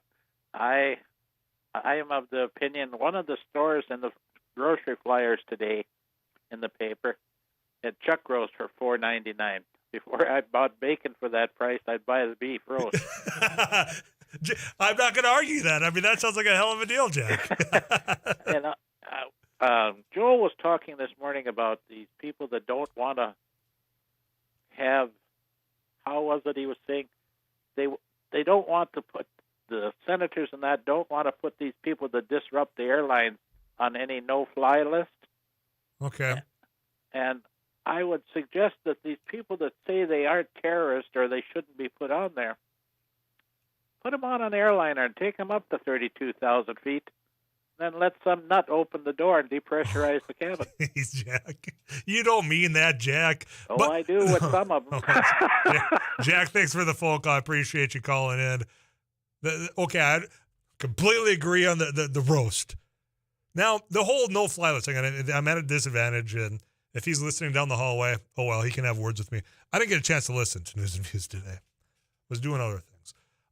But this whole, they shouldn't be, it is a privilege. It is this is a service provided. And if I'm an airline and you're attacking my employee, whether it's the flight attendant or you're being unruly, I'm kicking your butt out and you're not welcome back. And if you're going to do it on that airline, you know what? Maybe I'm going to be talking with the other airline saying, look, this guy doesn't know how to be an adult beyond the age of 6. And that's an offense to 6-year-olds out there that I know are more well-behaved than some of the antics I've seen on these airlines from the videos that have been shot. I don't know how these people felt so entitled that they're going to start throwing hands because somebody asked them to put a damn mask on. I mean, it's silly. I don't know how we got to that point to where that behavior is now just widely seen, mostly on airlines. You think about professions that have had I don't mean this as a pun, but that have taken a hit because people don't want the job anymore. Flight attendants certainly one of them because of all the unruly passengers that have taken to the airlines. It's stupid. Don't be that jerk. And if you do, I hope they kick you off, and I hope they put you on a list in which you're not welcome back. It'd just be like if you assaulted somebody at your favorite bar. Probably going to get on hey, you're not welcome here anymore, pal. Don't even try. Don't even look at the front door because you're not welcome here anymore. You would understand that, wouldn't you? What's the difference between that and an airline where you assault a flight attendant because they asked you to do something? It's their airline. It's their property. Jackie got me all worked up again. Let's get back to the bacon texts that are coming in to 35270. 699 comes in. Rusty Howard says, I want to talk bacon. Hi, you're Hi. You want to talk airlines? You want to talk about throwing hands as a kid? No, gosh, I no. didn't assume so. No. Costco beef price on bacon Aldi's is also very reasonable. So that's coming in. Okay. I've not been to either, but now they got a free ad, so maybe they'll say, hey, come on in. Yeah. We'll show you around the place. You know what, the prices are going up. And now that comes back to the conversation, okay, now if I'm paying more, is it going back to the producer? And that's not the case. Not always the case. Another one, bacon at a butcher shop is about $7.50. I'm not going to throw that. I'm not going to throw the other big box store out there again. That's the discount, or not the discount, but more affordable is what I'll say. So can we bookend it by saying it's about 4 something to like maybe 10 something a pound? I mean, text in. Yeah. What do you see? Well, that's because the highest I've gotten right now is $7.50. The lowest I've gotten is $4.99. Okay. So right now, I would say you're not going to find it for $10 a pound for bacon, are you? Yeah. You have? Well, the good stuff. Well, that 3/4 inch cut bacon. It's peppered. It's got all the goods. Oh yeah. Yeah, it's none of that little flimsy. Yeah, okay. Okay. Well, you can continue to send those in. I'm gonna get you a weather update from Too Tall Tom Schmansky. So you can hang around if you want, or if you got, I'd love to have you in. Okay. Okay. Or not. Don't let me hold you to it. I'm Tyler Exodus. This is After News Live. You got locked into 790 AM and 104.7 FM KFGO.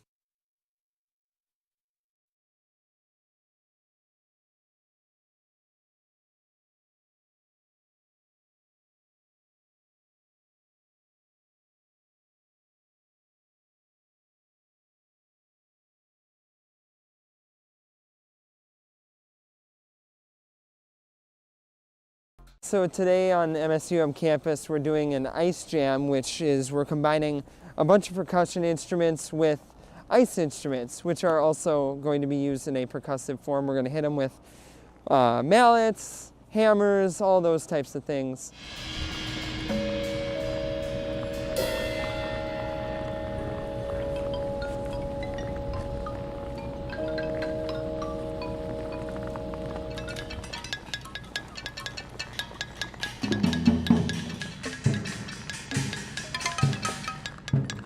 Today is all improv, so we're all just kind of working with ideas that we just kind of think of as we go, and we kind of play off each other, and it's fun to collaborate but also have a sense of independence.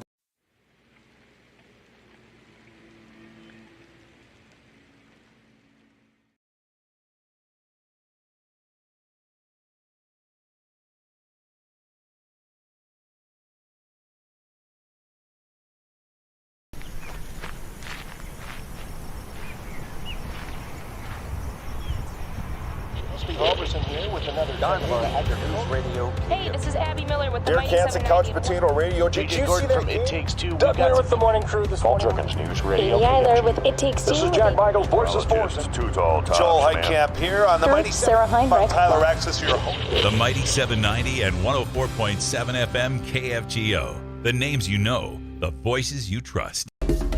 Thanks for watching News and Views on YouTube. Don't forget to subscribe and like our page. And send us a text anytime at 35270. Well, we're doing a food giveaway event to the community.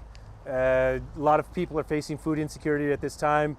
As we can tell, we had to start about an hour early because we just had so many people lined up. So as people come up and they need whatever they need, volunteers are taking care of it. It's all contactless, so nobody has to get out, and just making sure whatever the greatest need. We're just getting the greatest good. We're going until the food is out.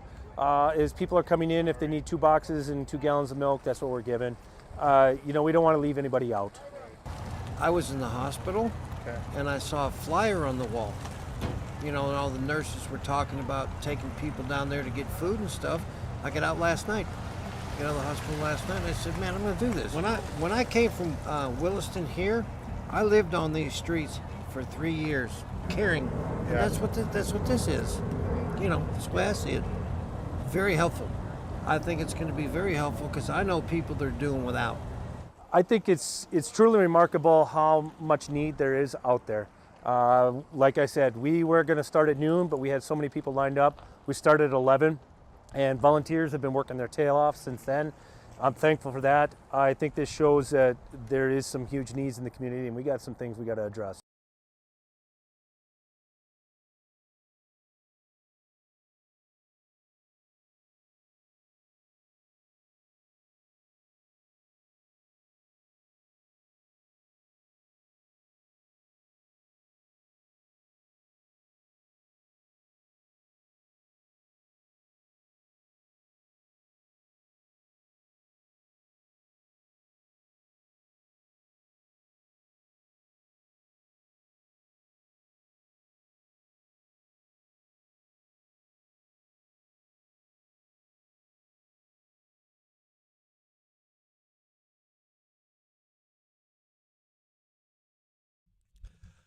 A caller to our front desk who I appreciate Peggy sending an email. Caller from the DL area bought bacon for $2.99 a pound from the meat department at the grocery store. He also said it was phenomenal. Thanks for informing us, Peggy, back here in the KFGO studio. I'm glad you add the addition that it's phenomenal, because when you think about $2.99 a pound, as we're just talking, what's the quality there? How thick is that cut? Is it Applewood? Is it the maple? Those are very important factors when it comes into the purchase of bacon. No, it's not a question. This message, more coming into 35270. Tyler, check out the price of butter. My wife said over $16 for 4 pounds, which for me, I have to ask you, Texter, what is being planned with 4 pounds of butter at one time? I'll let you double dip at 35270. Tyler, how's 3 pounds for $13.27? And that's at one of those big box stores. I appreciate you texting in the names of which I could personally keep those and maybe go. Some of which you have to probably pay a membership into if that does anything for you. But I'm not going to throw it out for everybody else. Thanks for sending them. Nobody has gotten, okay, so the lowest was $2.99. 3 pounds for $13. Okay, we're talking. But when I'm hearing that, geez, it was $10 for a pound, and that's the good stuff. That takes a bite out of the checkbook, of which we're talking about when it comes to inflation, right? Let's get to the phone lines and visit with Terry. Terry, thanks for calling in. How are you? Hey, Tyler. Hey, I'm doing great. The one thing a lot of people don't realize here when they go to the grocery store, you don't buy a pound of bacon anymore. Okay? Mm-hmm. The packages run between 9 and 14 ounces in 99% of the cases. It's a way to play with you, thinking you're getting a pound of bacon, but if you take a look, that stuff you see on sale at $3.99, $4.99 are usually 9, 11, 12-ounce packages. So reality is you're paying $5, $6, $7 a pound for that bacon. They have got us again with the dang labeling, is what I'm hearing, Terry. Virtually all of them. And they'll advertise it 9 to 16 ounces, and you go in there and the packages are all 9 to 11 ounces, and for $4. Well, if you prorate it out, you're paying your $5, $6, $7. Well, there it is. I actually stopped at the Cloverdale store in Mandan here, and the really good bacon right now runs about $7.50 a pound. For a true pound. And that's the thing. When you say a true pound, because that's kind of the average I was getting at the start, and now we got people competing. Well, I found it for $2.99, but I bet it's right. It's on that lower end. It's not actually the whole pound of what you speak of, Terry. Well, at $2.99 was probably a little while back. The last 3 months, bacon has went nuts. Yeah, I know. But it's not going to stop. You know, there are things where I'm just going to pay whatever it is. You got gasoline, electricity, bacon. Those are my three. I'll pay whatever it costs, Terry. Yeah, well, if you enjoy it and you got enough disposable income, why not? Yep, I amen to that. Terry, thanks for listening. Thanks for calling in. You take care, all right? Okay, you too. All right, you bet. There. Sounds like Terry's calling in from Mandan. I will throw this one out there just because it's come in multiple times. I'm not talking about the big box stores of which the community I sit in right now has. Detroit Lakes is getting a lot of love here. Now, if you recall, Detroit Lakes has got a big weekend going on. This one, I'm going to clean it up. It's blanking awesome. Price per pound at a meat counter. So you fill in the blanks. You're all mostly adults here. Don't always act like it from time to time. But this weekend, you've got the Poles and Holes fishing tournament. You've got the vintage snowmobile ride. You've got the ice castle. Not the fish house, but the actual castle made of ice out in Detroit Lakes. I told you yesterday I had a couple of Poles and Holes passes. I just ran out of time to get you all of them. I've got 2 more passes in my hand right now. You want to go out to Detroit Lakes this weekend? You want to take part in the DL Breakfast Rotary Presents Poles and Holes, I believe it's the 12th annual. You be caller number 7, the 237-5948. And if you are that number 7, you got a pair of these passes that you can put right on your jacket and go have some fun this Saturday. Again, number 7 to 237-5948. We'll get you out to Detroit Lakes this Saturday. When we come back after the top of the hour, there is the whole conversation going on yet again when it comes to the diversion. Quick take, eminent domain.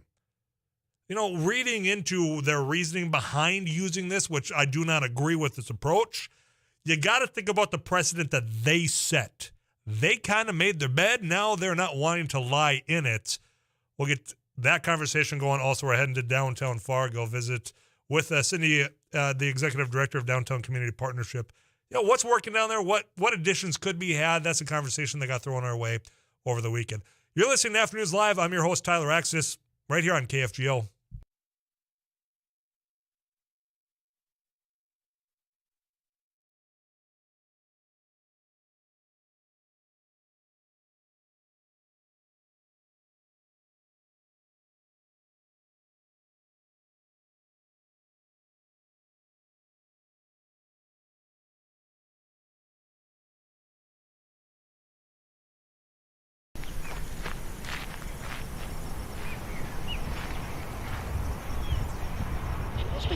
Here with another News Radio. Hey, this is Abby Miller with the Dear Mighty Kansas 790. Couch Potato Radio. Did you see that? It Takes Two. Doug here with the morning crew this morning. Jerkins News Radio. Amy Eiler with It Takes Two. This is Jack Michaels, Voices Forces. Too tall, Joel Heitkamp here on the Mighty Sarah Heinrich. Tyler Axis, your host. The Mighty 790 and 104.7 FM KFGO. The names you know, the voices you trust.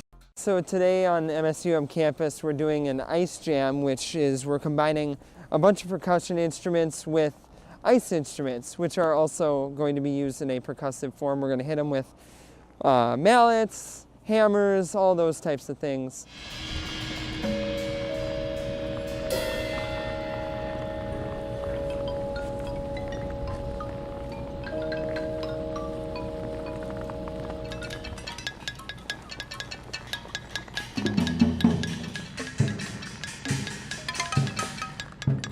Today is all improv, so we're all just kind of working with ideas that we just kind of think of as we go, and we kind of play off each other, and it's fun to collaborate, but also have a sense of independence.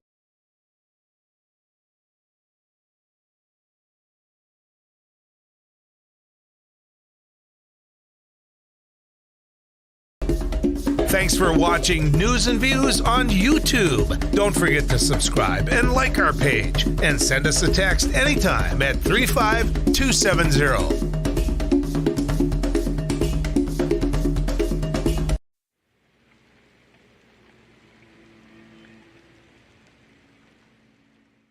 Well, we're doing a food giveaway event to the community.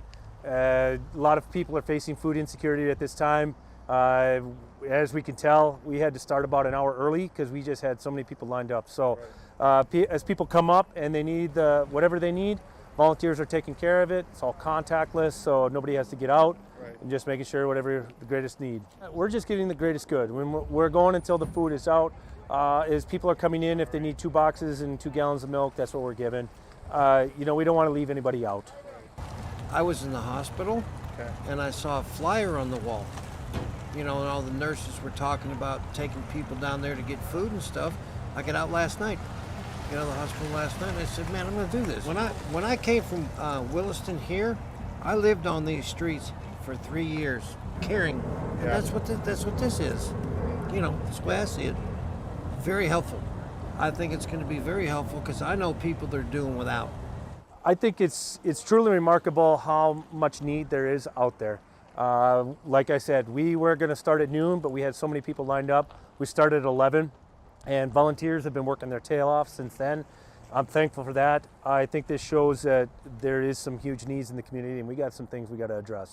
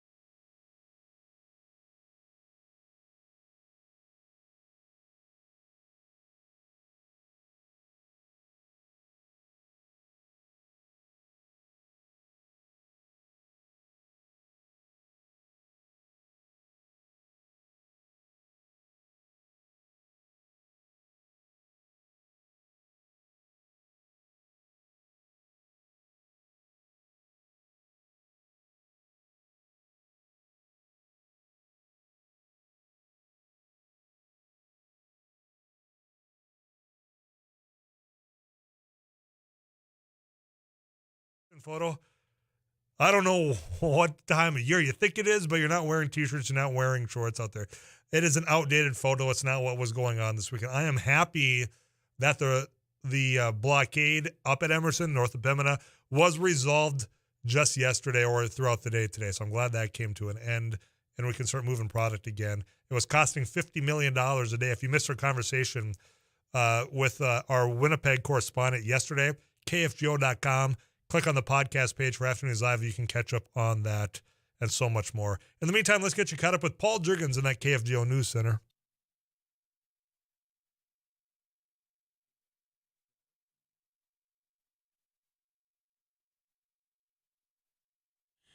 KFGO News, Fargo-Moorhead, mostly cloudy, a snow shower and 9 degrees. I'm Paul Juergens. And the last of the truck blockades at the U.S.-Canadian border has ended. Demonstrators left the Emerson-Manitoba border crossing today, and Canadian Border Services reopened the crossing into North Dakota around noon. The protest at the Emerson crossing began last weekend was an extension of similar demonstrations across Canada. 2 people have been charged with third-degree murder in the drug overdose death of an Elbow Lake, Minnesota man. 24-year-old Rachel McMillan of Elbow Lake and 30-year-old Montana Hedstrom of Dalton are charged in the March 2021 death of 27-year-old Jonathan Mertland. Mertland was found unresponsive at his home and died several days later at St. Cloud Hospital of a fentanyl overdose. The Grant County Sheriff's Office examined text messages and conducted multiple interviews as part of its investigation and determined that McMillan and Hedstrom supplied the drug to Mertland.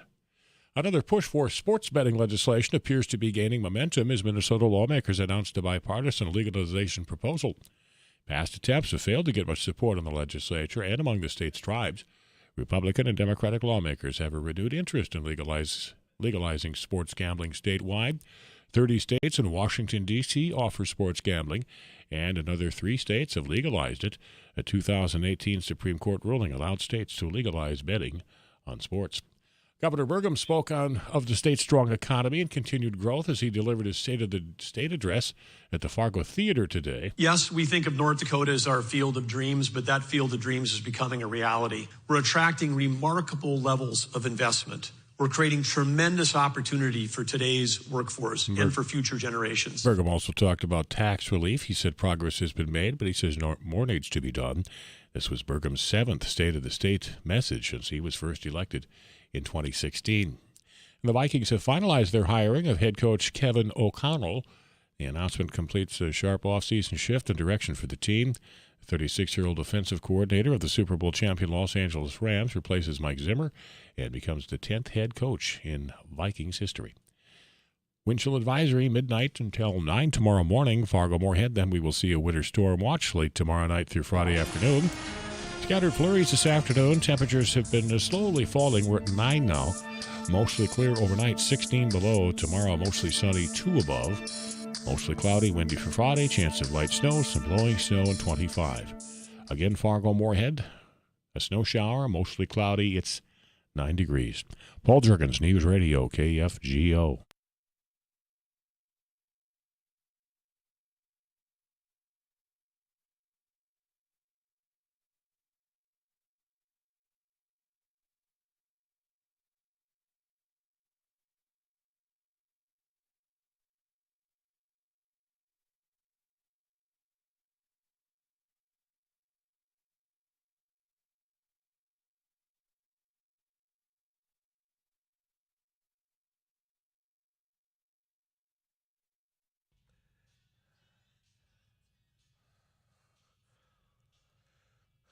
Pardon me as I take a moment to rub some aloe on the sweet, sweet burn that a texter just sent into the text club.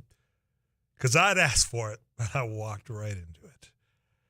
Because somebody had texted in saying, hey, my wife said that it's $16 for 4 pounds of butter. And I maybe not so politely asked, what's your wife doing with 4 pounds of butter?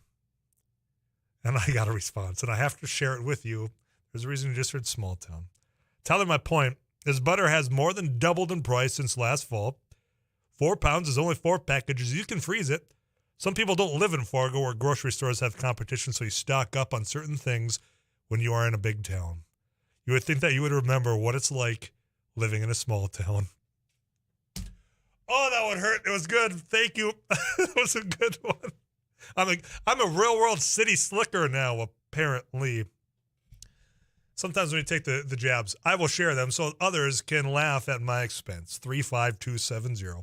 That's the iConsultants of North Dakota Tax Club. You can take your shots there. If you want to do it on live radio with your voice, Laney studio line's open. 237-5948 is where you can call into the Laney studio line. Tyler, don't you miss Kent, Byron, and Earl comes in to the text club. And I believe this is in response to me letting you all know, if you didn't already, that Kevin Cramer didn't show up to do his job and combat inflation.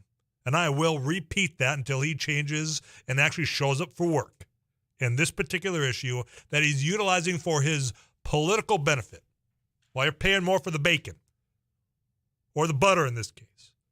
Do I miss their work out there? Yep. I mean, they got a lot done, ladies and gentlemen, and I'm not the one living in the past. This was a question. I'm just answering it. Got a lot done out there on behalf of many of you listening, even the ones that didn't vote for him. Got a lot done over the long time that they were there. Now, here's something they didn't do, and here's where Democrats going to get angry at me, and that's fine. While they were out there for that long time serving North Dakota, they did not do a whole lot of party building back here in North Dakota. From my perspective, you think about what happened once the retirements came in for Byron. I mean, that's when John Hoeven saw his opportunity. I was quick to go wherever Byron Dorgan was. Well, you know what? He wanted to go in his seat out into the U.S. Senate. He did. He will be there likely until he chooses not to run again. Ro Pomeroy defeated. Rick Berg, one-termer, because of the Affordable Care Act vote. I think Earl knew that coming, and then ultimately Ken Conrad retired. You had Heidi Heitkamp take over. If you go a step beyond Heidi Heitkamp, where was the party built there? Well, you had resources, where you had time, where you had all the national influence at the time to build the party, and that's what happens, ladies and gentlemen. You get the dollars to build the bench. So, yeah, do I miss the work there? Absolutely. Do I consider them friends? Uh-huh. We can criticize friends every now and then. They can criticize me, I'm sure, all they want as well. But that's one thing I do fault. You know, and this isn't to take away from anybody that's been willing to put their name on a ballot, especially on, say, a Democratic side of the ticket in a state like North Dakota. That has shifted certainly since those three had been reelected over and over again. I mean, the way of which, again, going back to the entire first text that came in at 2 o'clock, the way of which and the motivating factors why people vote are completely different now than what they were during that time. So for those willing to put the name on that, congrats. It's a long road. It's a lot of hard work, especially if you're on that side of the ticket in a state like this. The resources aren't there. It's just not. So do I mess up? Yep. Do I think that the bench building could have been better? Absolutely. You asked, you received. 237-594. It's the Lenny Studio Line. Again, 35270, our text club. So I'll give where it's due. There's journalists in all mediums across this region that when I see that it's their byline, I make it a point to listen or read. I'm proud to work with a number of them right across the hall. Don Haney, Paul Juergens, Madison Quinn, now the addition of Tasha Carvel being part of that. When it comes to whom I'm reading, Patrick Springer is one of them. If he's got the byline, I'm usually taking the time I'm reading. Kevin Wallivan TV, I mean, you get it. But there was a headline from Patrick Springer, caught my attention, and of course, many of you are reading, and when it has to do with the FM diversion and the officials doing quick take eminent domain law. And if you read into this, I find myself kind of scratching my head because I'm going to give you my quick synopsis and where I do not think that the authority doing this whole quick take is within the right, or they're not going about the way of which I would want them to. And I don't have any land or property or anything down there. They do have my tax dollars part of this, so I think it's fair that we all get a say in this, correct? But when they're talking about situations like what happened in Oxbow, and then talking about ways of which that they've got to use your tax dollars, yours and mine, prudent use of tax dollars, following the upset response of what happened in Oxbow, for me, that does seem to admit that, boy, we maybe goofed in what we did in that situation, but you set the precedent. I mean, you set the standard then in doing so. So if I am now somewhere else that's going to be impacted by this diversion, of which, if you follow my politics and my career in the legislature, know that I do support the completion of this project. So don't come at me saying, oh, yeah, you just hate the diversion. You're anti-Fargo. Not true. Got a voting record to push back on that. But you set the standard. So if I'm down there and I'm seeing what that went for, yet you're trying to give me this for my property, I would probably dig my feet in a little bit too. And I don't fault any landowner for wanting to get a payment or, some form of a buyout, whatever you want to call it. How do they not get equal access to what has already been provided from the standard that you set and what you did to another community, to a number of other families, some of which are my friends? They haven't asked me to go golfing on that golf course, but that's fine because I'm terrible. I swing clubs. I would probably slow down the golf course, but you know what? I got friends that live down there. Hopefully they'll invite me back some of these days. But they got a hell of a good deal. They did. And if you're in the line over here and they're trying to give you a weaker deal because of the perhaps at times correct outrage from that sweet deal, I'm going to have to push back on the authority because you did it to yourself. You set the standard, and if they're over here on this side, you're trying to give them lesser amount. It just doesn't add up to me. Your thoughts, you can send those into 35270. Laney's studio line, of course, open at 237-5948. If you set the standard, you got to live with it. Or, as the saying goes, you made your bed, now you got to lie in it. I'm Tyler Axis. Don't go anywhere. Thanks for watching News and Views on YouTube. Don't forget to subscribe and like our page. And send us a text anytime at 35270. So today on MSUM campus, we're doing an ice jam, which is we're combining a bunch of percussion instruments with ice instruments, which are also going to be used in a percussive form. We're going to hit them with mallets, hammers, all those types of things.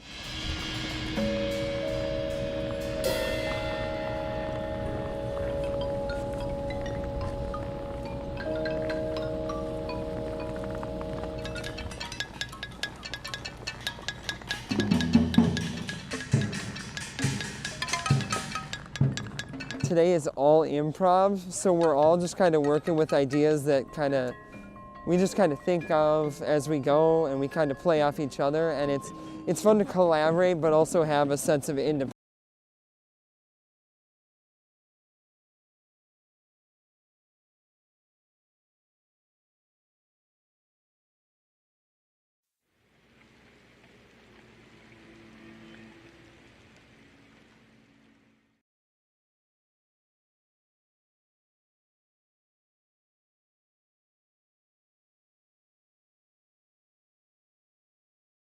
Well, we're doing a food giveaway event to the community.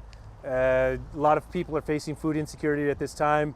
As we can tell, we had to start about an hour early because we just had so many people lined up. So as people come up and they need whatever they need, volunteers are taking care of it. It's all contactless, so nobody has to get out, and just making sure whatever the greatest need. We're just getting the greatest good. We're going until the food is out. As people are coming in, if they need 2 boxes and 2 gallons of milk, that's what we're giving. We don't want to leave anybody out. I was in the hospital, and I saw a flyer on the wall. And all the nurses were talking about taking people down there to get food and stuff. I got out last night, the hospital last night, and I said, man, I'm going to do this. When I came from Williston here, I lived on these streets for 3 years, caring. And that's what this is. That's the way I see it. Very helpful. I think it's going to be very helpful because I know people that are doing without. I think it's truly remarkable how much need there is out there. Like I said, we were going to start at noon, but we had so many people lined up. We started at 11, and volunteers have been working their tail off since then. I'm thankful for that. I think this shows that there is some huge needs in the community, and we got some things we got to address.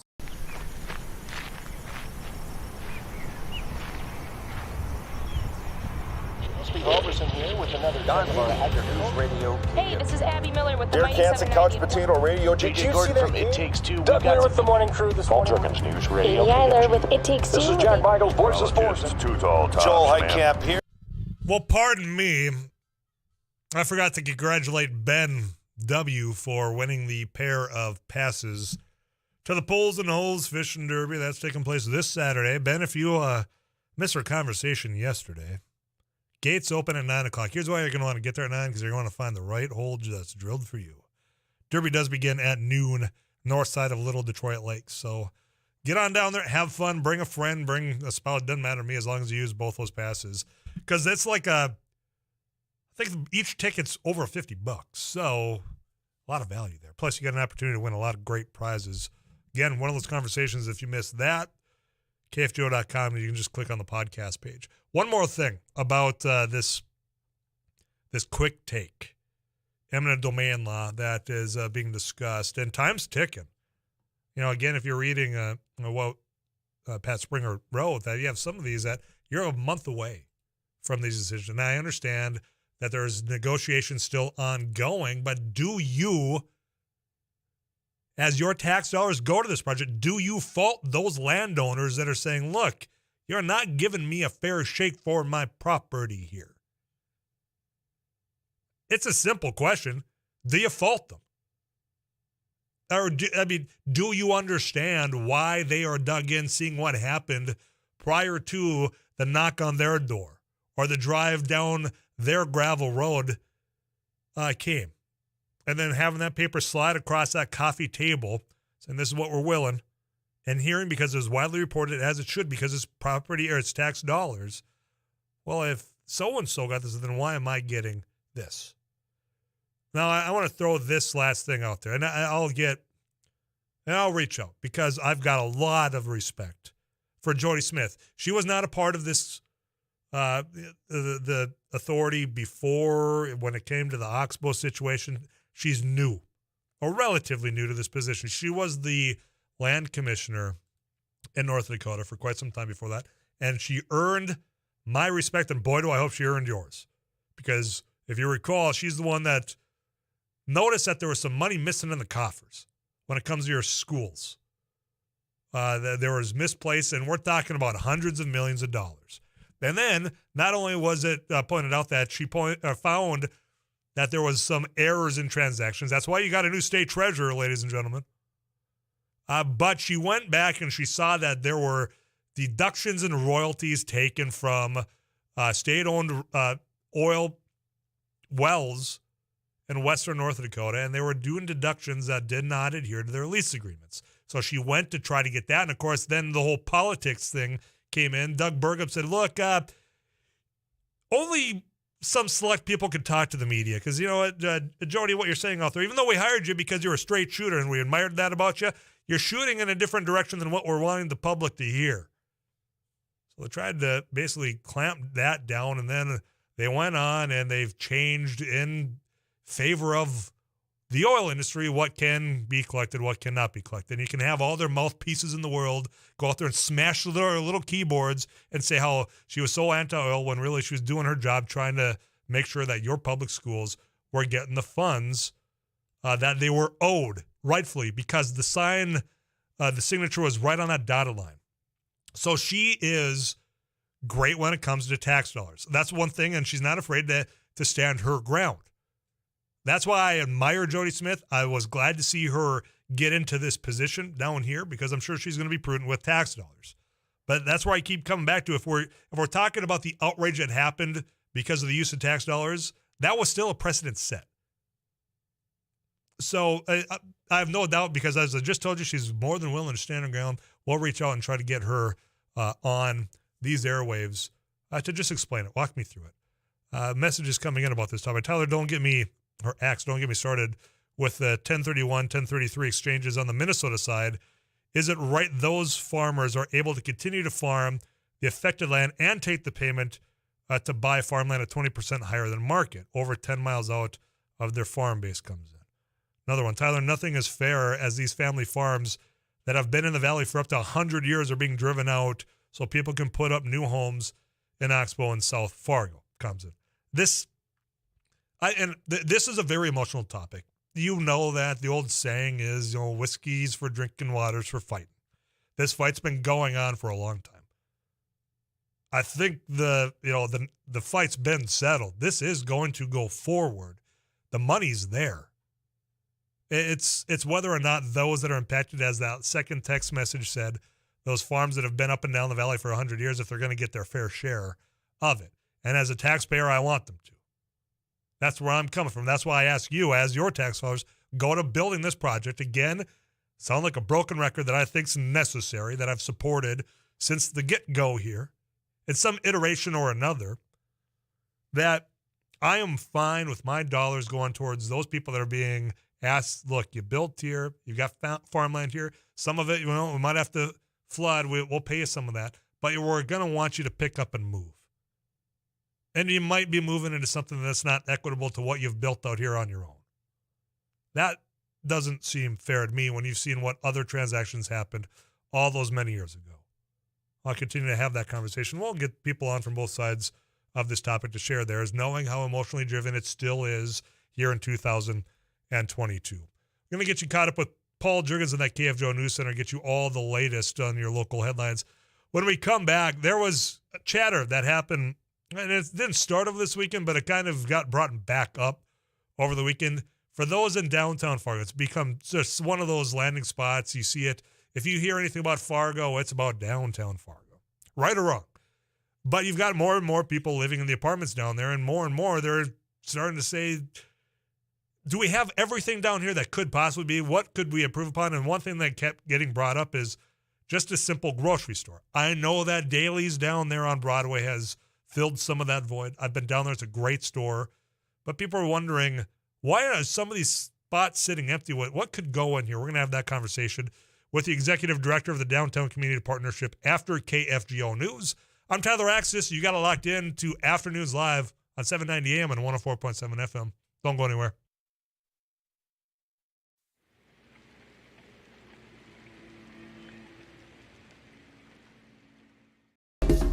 Thanks for watching News and Views on YouTube. Don't forget to subscribe and like our page. And send us a text anytime at 35270.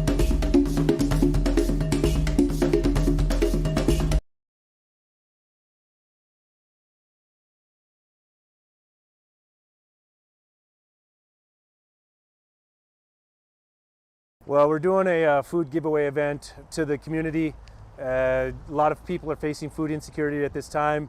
As we can tell, we had to start about an hour early because we just had so many people lined up. So as people come up and they need whatever they need, volunteers are taking care of it. It's all contactless, so nobody has to get out. And just making sure whatever the greatest need. We're just getting the greatest good. We're going until the food is out. As people are coming in, if they need 2 boxes and 2 gallons of milk, that's what we're giving. We don't want to leave anybody out.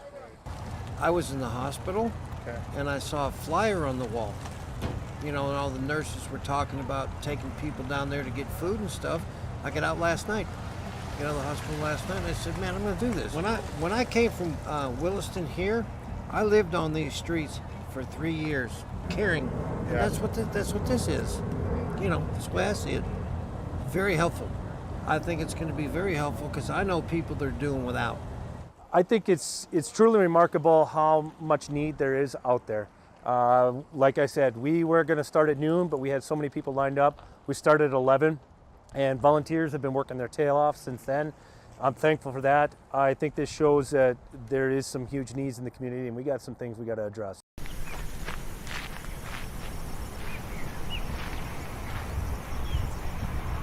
Roberson here with another News Radio. Hey, this is Abby Miller with the Derek Hansen, Couch Potato Radio. Did you see that from It Takes Two? Doug Werner with the morning crew this morning. Paul Juergens News Radio. News and weather this hour brought to you by Otter Tail Power Company, positively impacting communities they serve for more than a century. Fargo-Moorhead, mostly cloudy. It's 9 degrees. I'm Paul Juergens. With record wagering on the Super Bowl, there's a renewed attempt to legalize sports betting in Minnesota. It is getting bipartisan support at the Capitol. Republican State Senator Roger Chamberlain of Lino Lakes. It gives Minnesotans gaming options for both mobile and brick and mortar and online vendors. It respects the tribal nations and provides revenue stream to the state. The proposal would allow betting at tribal casinos in both racetracks in the state, which would pay licensing fees. Revenue from online gaming would be taxed. If signed into law this year, it could go into effect within a year. 33 other states have already legalized sports gambling. It is not clear if the plan has the support of the state's Indian tribes.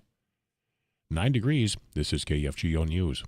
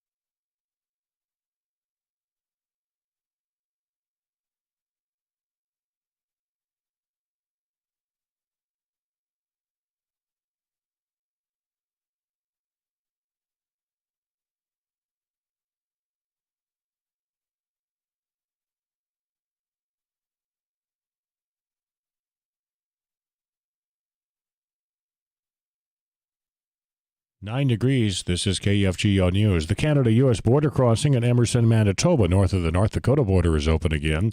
The Manitoba RCMP coordinated the departure of the remaining demonstrators today. The blockade stopped most traffic at the crossing north of the Pembina, North Dakota port of entry. The truck drivers and others were protesting Canada's COVID-19 restrictions. The Emerson crossing had been closed since last week. Governor Burgum highlighted the state's economy and remaining challenges of the pandemic in his State of the State address today. Burgum delivered the speech at the Fargo Theater. The address was initially scheduled for last month, but was postponed due to the governor having laryngitis. Burgum was first elected in 2016. Past governors typically did not give the address in off years of the biennial legislature. Burgum did so in 2018 and 2020. The speech was his 7th overall. 2 people have been charged with third-degree murder in the drug overdose death of an Elbow Lake, Minnesota man. 24-year-old Rachel McMillan of Elbow Lake and 30-year-old Montana Hedstrom of Dalton are charged in the March 2021 death of 27-year-old Jonathan Mertland. Mertland was found unresponsive at his home and died several days later at St. Cloud Hospital of a fentanyl overdose. The Grant County Sheriff's Office examined text messages and conducted multiple interviews as part of its investigation to determine that McMillan and Hedstrom supplied the drug to Mertland. Prosecutors have backed away from their recommendation of a longer-than-usual sentence for a Brooklyn Center, Minnesota police officer who said she was confused and used her handgun instead of her taser when she killed Daunte Wright. Kim Potter is scheduled to be sentenced Friday following her December conviction for first-degree manslaughter. In a court filing, prosecutors said a sentence of just more than 7 years would be proper. Potter's attorneys are asking for a sentence of probation only. Wind chill advisory from midnight until 9 tomorrow morning, and then winter storm watch late tomorrow night through Friday afternoon. Mostly clear tonight. Fargo-Moorhead will dip to about 16 below. Tomorrow, mostly sunny to above. Friday, mostly cloudy. Wind picks up, and we'll have a chance of light snow, some blowing snow too. High of about 25, 26, partly sunny, a windy Saturday. Some blowing snow is expected. A chance of light snow and blowing snow once again Sunday. Mostly cloudy, and our high in the teens for Sunday. Fargo-Moorhead, 8 degrees. Paul Juergens, News Radio KFGO.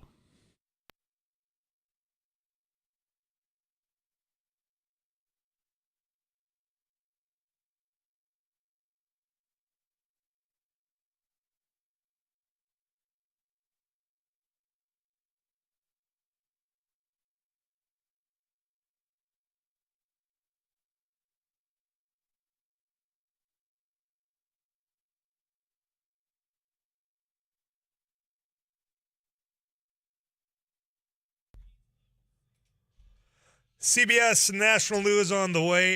A chilly 8 degrees is what we have fallen down to. I just heard from Paul Juergens. I'll get you that weather update for this evening, Thursday, and throughout your weekend with Tooth Tall Tom Szymanski. When we come back, though, the executive director of the Downtown Community Partnership, Downtown Fargo, that is, just going to pick up that conversation. You have seen the development if you've been down there. There's a lot of things to celebrate and enjoy. I mean, it's been phenomenal, the makeover that's happened down there. Have we Have all the accommodations been set, though? That's a question that I'll be asking her. And if there's any plans to address some of those when we come back. I'm Tyler Axis. Don't go anywhere.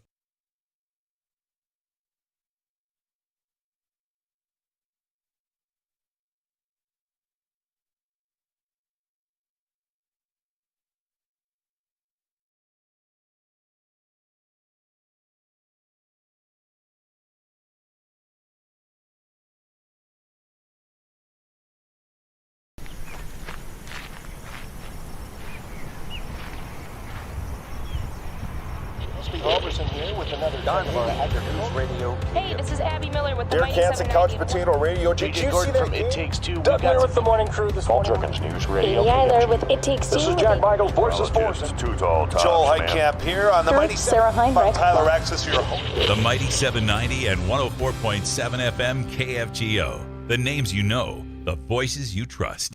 So today on MSUM campus, we're doing an ice jam, which is we're combining a bunch of percussion instruments with ice instruments, which are also going to be used in a percussive form. We're going to hit them with mallets, hammers, all those types of things.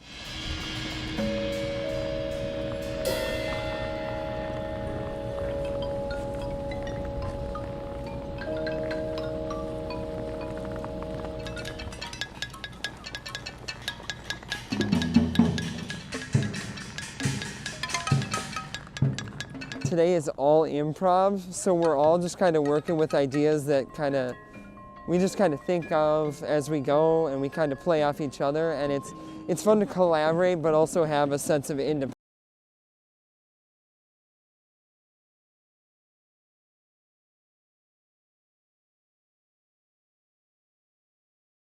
Well, we're doing a food giveaway event to the community.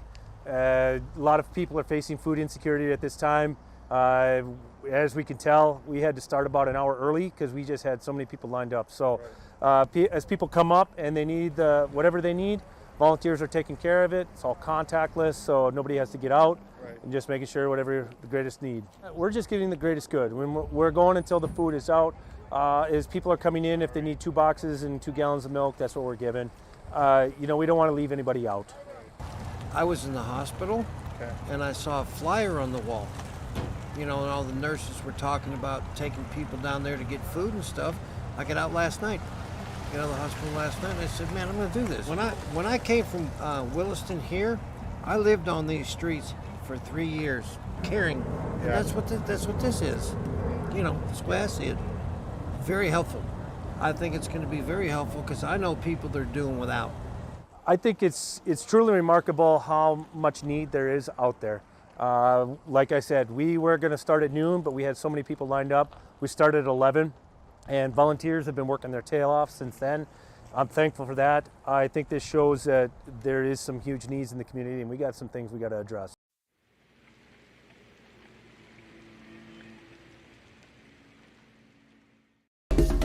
Thanks for watching News and Views on YouTube. Don't forget to subscribe and like our page, and send us a text anytime at 35270.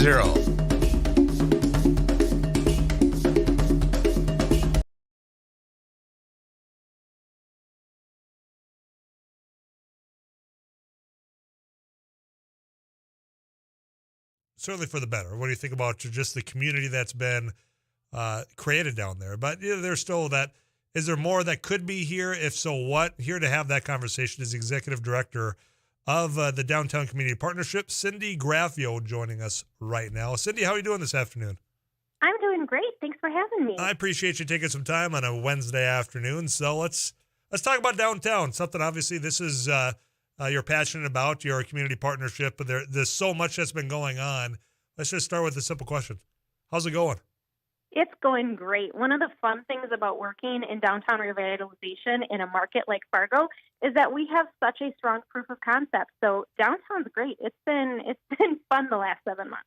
Yeah, and I got to tell you, I don't get down as often as what I do, mostly just because I'm not an outdoor walking downtown in this type of weather. I'm a wimp, okay? But every time I have, Cindy, it seems like there's been a new shop that's opened up.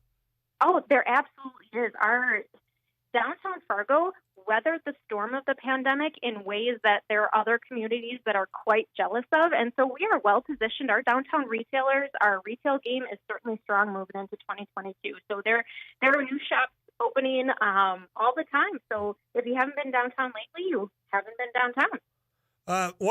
Let's talk about retail, because that's why I wanted to reach out and visit about just what's been going on, the improvements, what could be, what might be, because, you know, we always have the conversation of, oh, in this area of town, you know, we don't have this. In that area of town, you do. One thing that gets brought up, because I think there's more apartment living going on down there, which has been a focus of having that walkability. You have people right there. They call downtown Fargo home. And the one that keeps coming back up is just a grocery store. I'm curious, have you heard that from people that live? Have you heard that from your partnership about, I know that Daly's, for example, and I'm giving them some free plugs, has really worked to fill some of that void. I've been in the store. Yeah. It's great. It's growing. But just the general concept of, hey, a grocery store and some of these vacancies, is that a possibility going forward?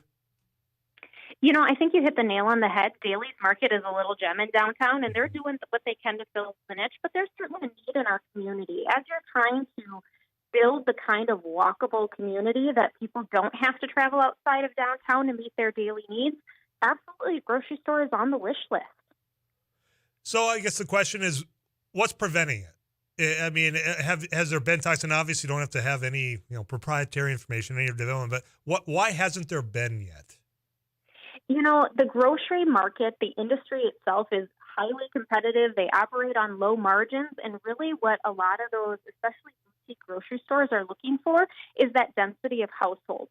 So actually, the best thing that we can do to attract a grocery store to the downtown area is to continue that housing development. The more people that live downtown, the more attractive a downtown footprint location is going to be. I mean, that makes obvious sense, actually, the way you just explained that, to where, and that's where, when I do get down there and you see, the multi-use buildings, I don't know vacancy rates. I don't when it comes to, who's living downtown. But I do see more foot traffic, it seems, when I've been down there. And I guess maybe I shouldn't be naive and say, well, they got to live here, because people are certainly using the parking ramps. But I don't know if there's a figure. Are we inching closer to that figure? Or is it, it's not very far to have to go to, say, a Hornbacher's or a family fair. I'm just curious, are we inching closer to having that be a real discussion? I think we certainly are. There are some housing developments currently being proposed that are incorporating other amenities, such as daycares and grocery stores. And so I definitely think that it's becoming an attractive proposition, especially because downtown Fargo, we really are turning into an urban center for livable, walkable, attractive development. So I do think that people are starting to consider it. Some of those housing developments are getting competitive, and so they're looking at ways to attract people who want to live in those buildings, and those kind of amenities are certainly something that people are looking for. Cindy Graffio, or I guess Executive Director of Downtown Community Partnership. So the grocery store is what I've heard. I'm curious, you being the Executive Director of the partnership, what have you heard as far as this is what we need downtown? I think what downtown has going in its favor is we have such an eclectic mix. Some of the things that I personally would like to see is I would like to see some more boutique stores that you can't find in other places. I like locally owned. The market likes locally owned stores. And really it's just more arts and culture. They are underestimated. They're not just nice to have. They are an economic development driver in and of themselves. And so I really think that we need to provide a diverse shopping experience and also just experiences. We need to provide people place-making opportunities, places to make memories with their family and connect with their community.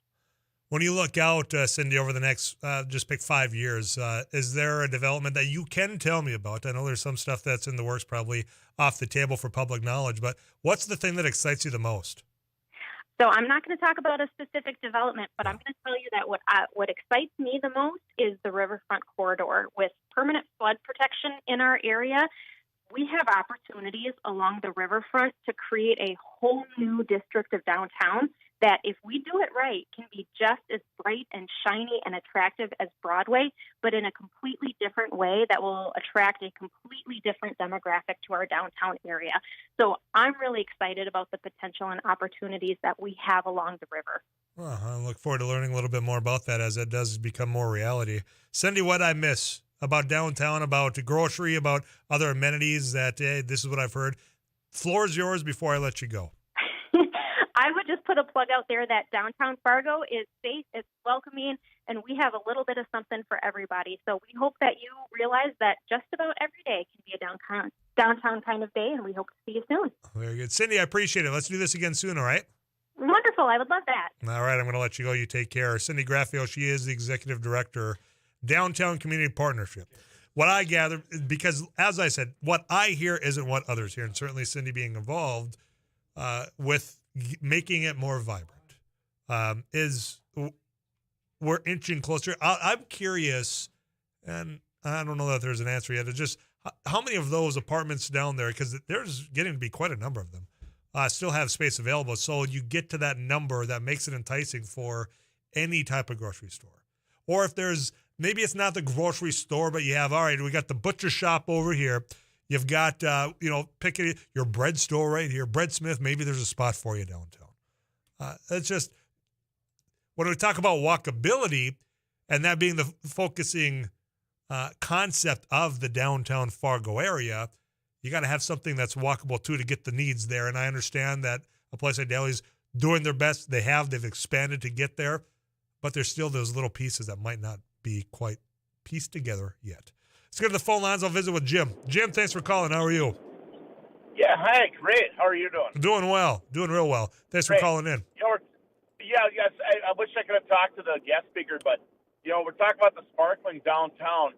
I tell you what, I don't know what's so sparkling about it, because, when I go down there, I'm accosted by aggressive panhandlers, homeless people sleeping on park benches, drunken people everywhere, just weirdos all over the place. And she's saying that this is such a great area. I'm sorry. You talk to most of the people in the Fargo area, they don't want to go downtown because it's gotten nasty. And that's the truth. I know plenty of people who will not go down there at all because they're afraid of being accosted. So this little sparkling thing she puts on about the downtown being so great, it's not. It really isn't. Well, Jim, I'm going to let you go. I'm getting feedback. I'm not sure if you're driving there. The thing, we've heard those stories, and I'm not saying what you're hearing inaccurate, because I know people that work downtown that say quite the opposite, that they feel comfortable going around, to grab lunch. I mean, there is a level of comfort for people that are down there all the time. I have heard what you're saying before. I have. I feel safe. I mean, hell, I've told you, people say, I'm never going down to the Twin Cities. I'm fine going down there. I'm fine going down to downtown Fargo just as well. I think the thing that should have to be the deciding factor, and is it getting to be more of that, or is it, because you've heard both sides, is the police finding more incidents down there? And you know what, Jimmy, just give me some homework. I'll put that on the list of two. We've had Chief Cebulski on talking about downtown. He said, look, it's too early to tell, but that doesn't appear to be that. That narrative's out there, though, Jim. I'm not going to discuss or dispute that whatsoever. I got to get you a weather update. We're going to see what's coming up on the Drive Time News with Derek Hansen. He's got Couch Potato Radio as well. I'm Tyler Axis. You got it locked into KFGO.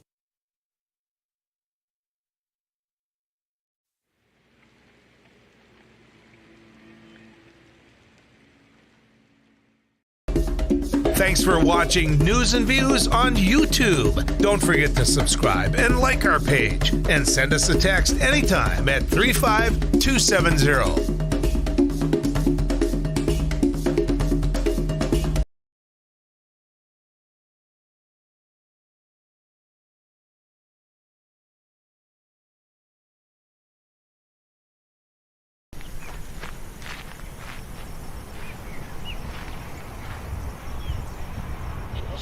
Here with another News Radio. Hey, this is Abby Miller with the Derek Hansen, Couch Potato Radio. Did you see that? It Takes Two. Doug Werner with the morning crew this morning. Paul Jerkins News Radio. Amy Eiler with It Takes Two. This is Jack Michaels, Voices Forces. Too tall. Joel Heitkamp here on the Mighty Sarah Heinrich. Tyler Axis, your host. The Mighty 790 and 104.7 FM KFGO. The names you know, the voices you trust. Well, we're doing a food giveaway event to the community.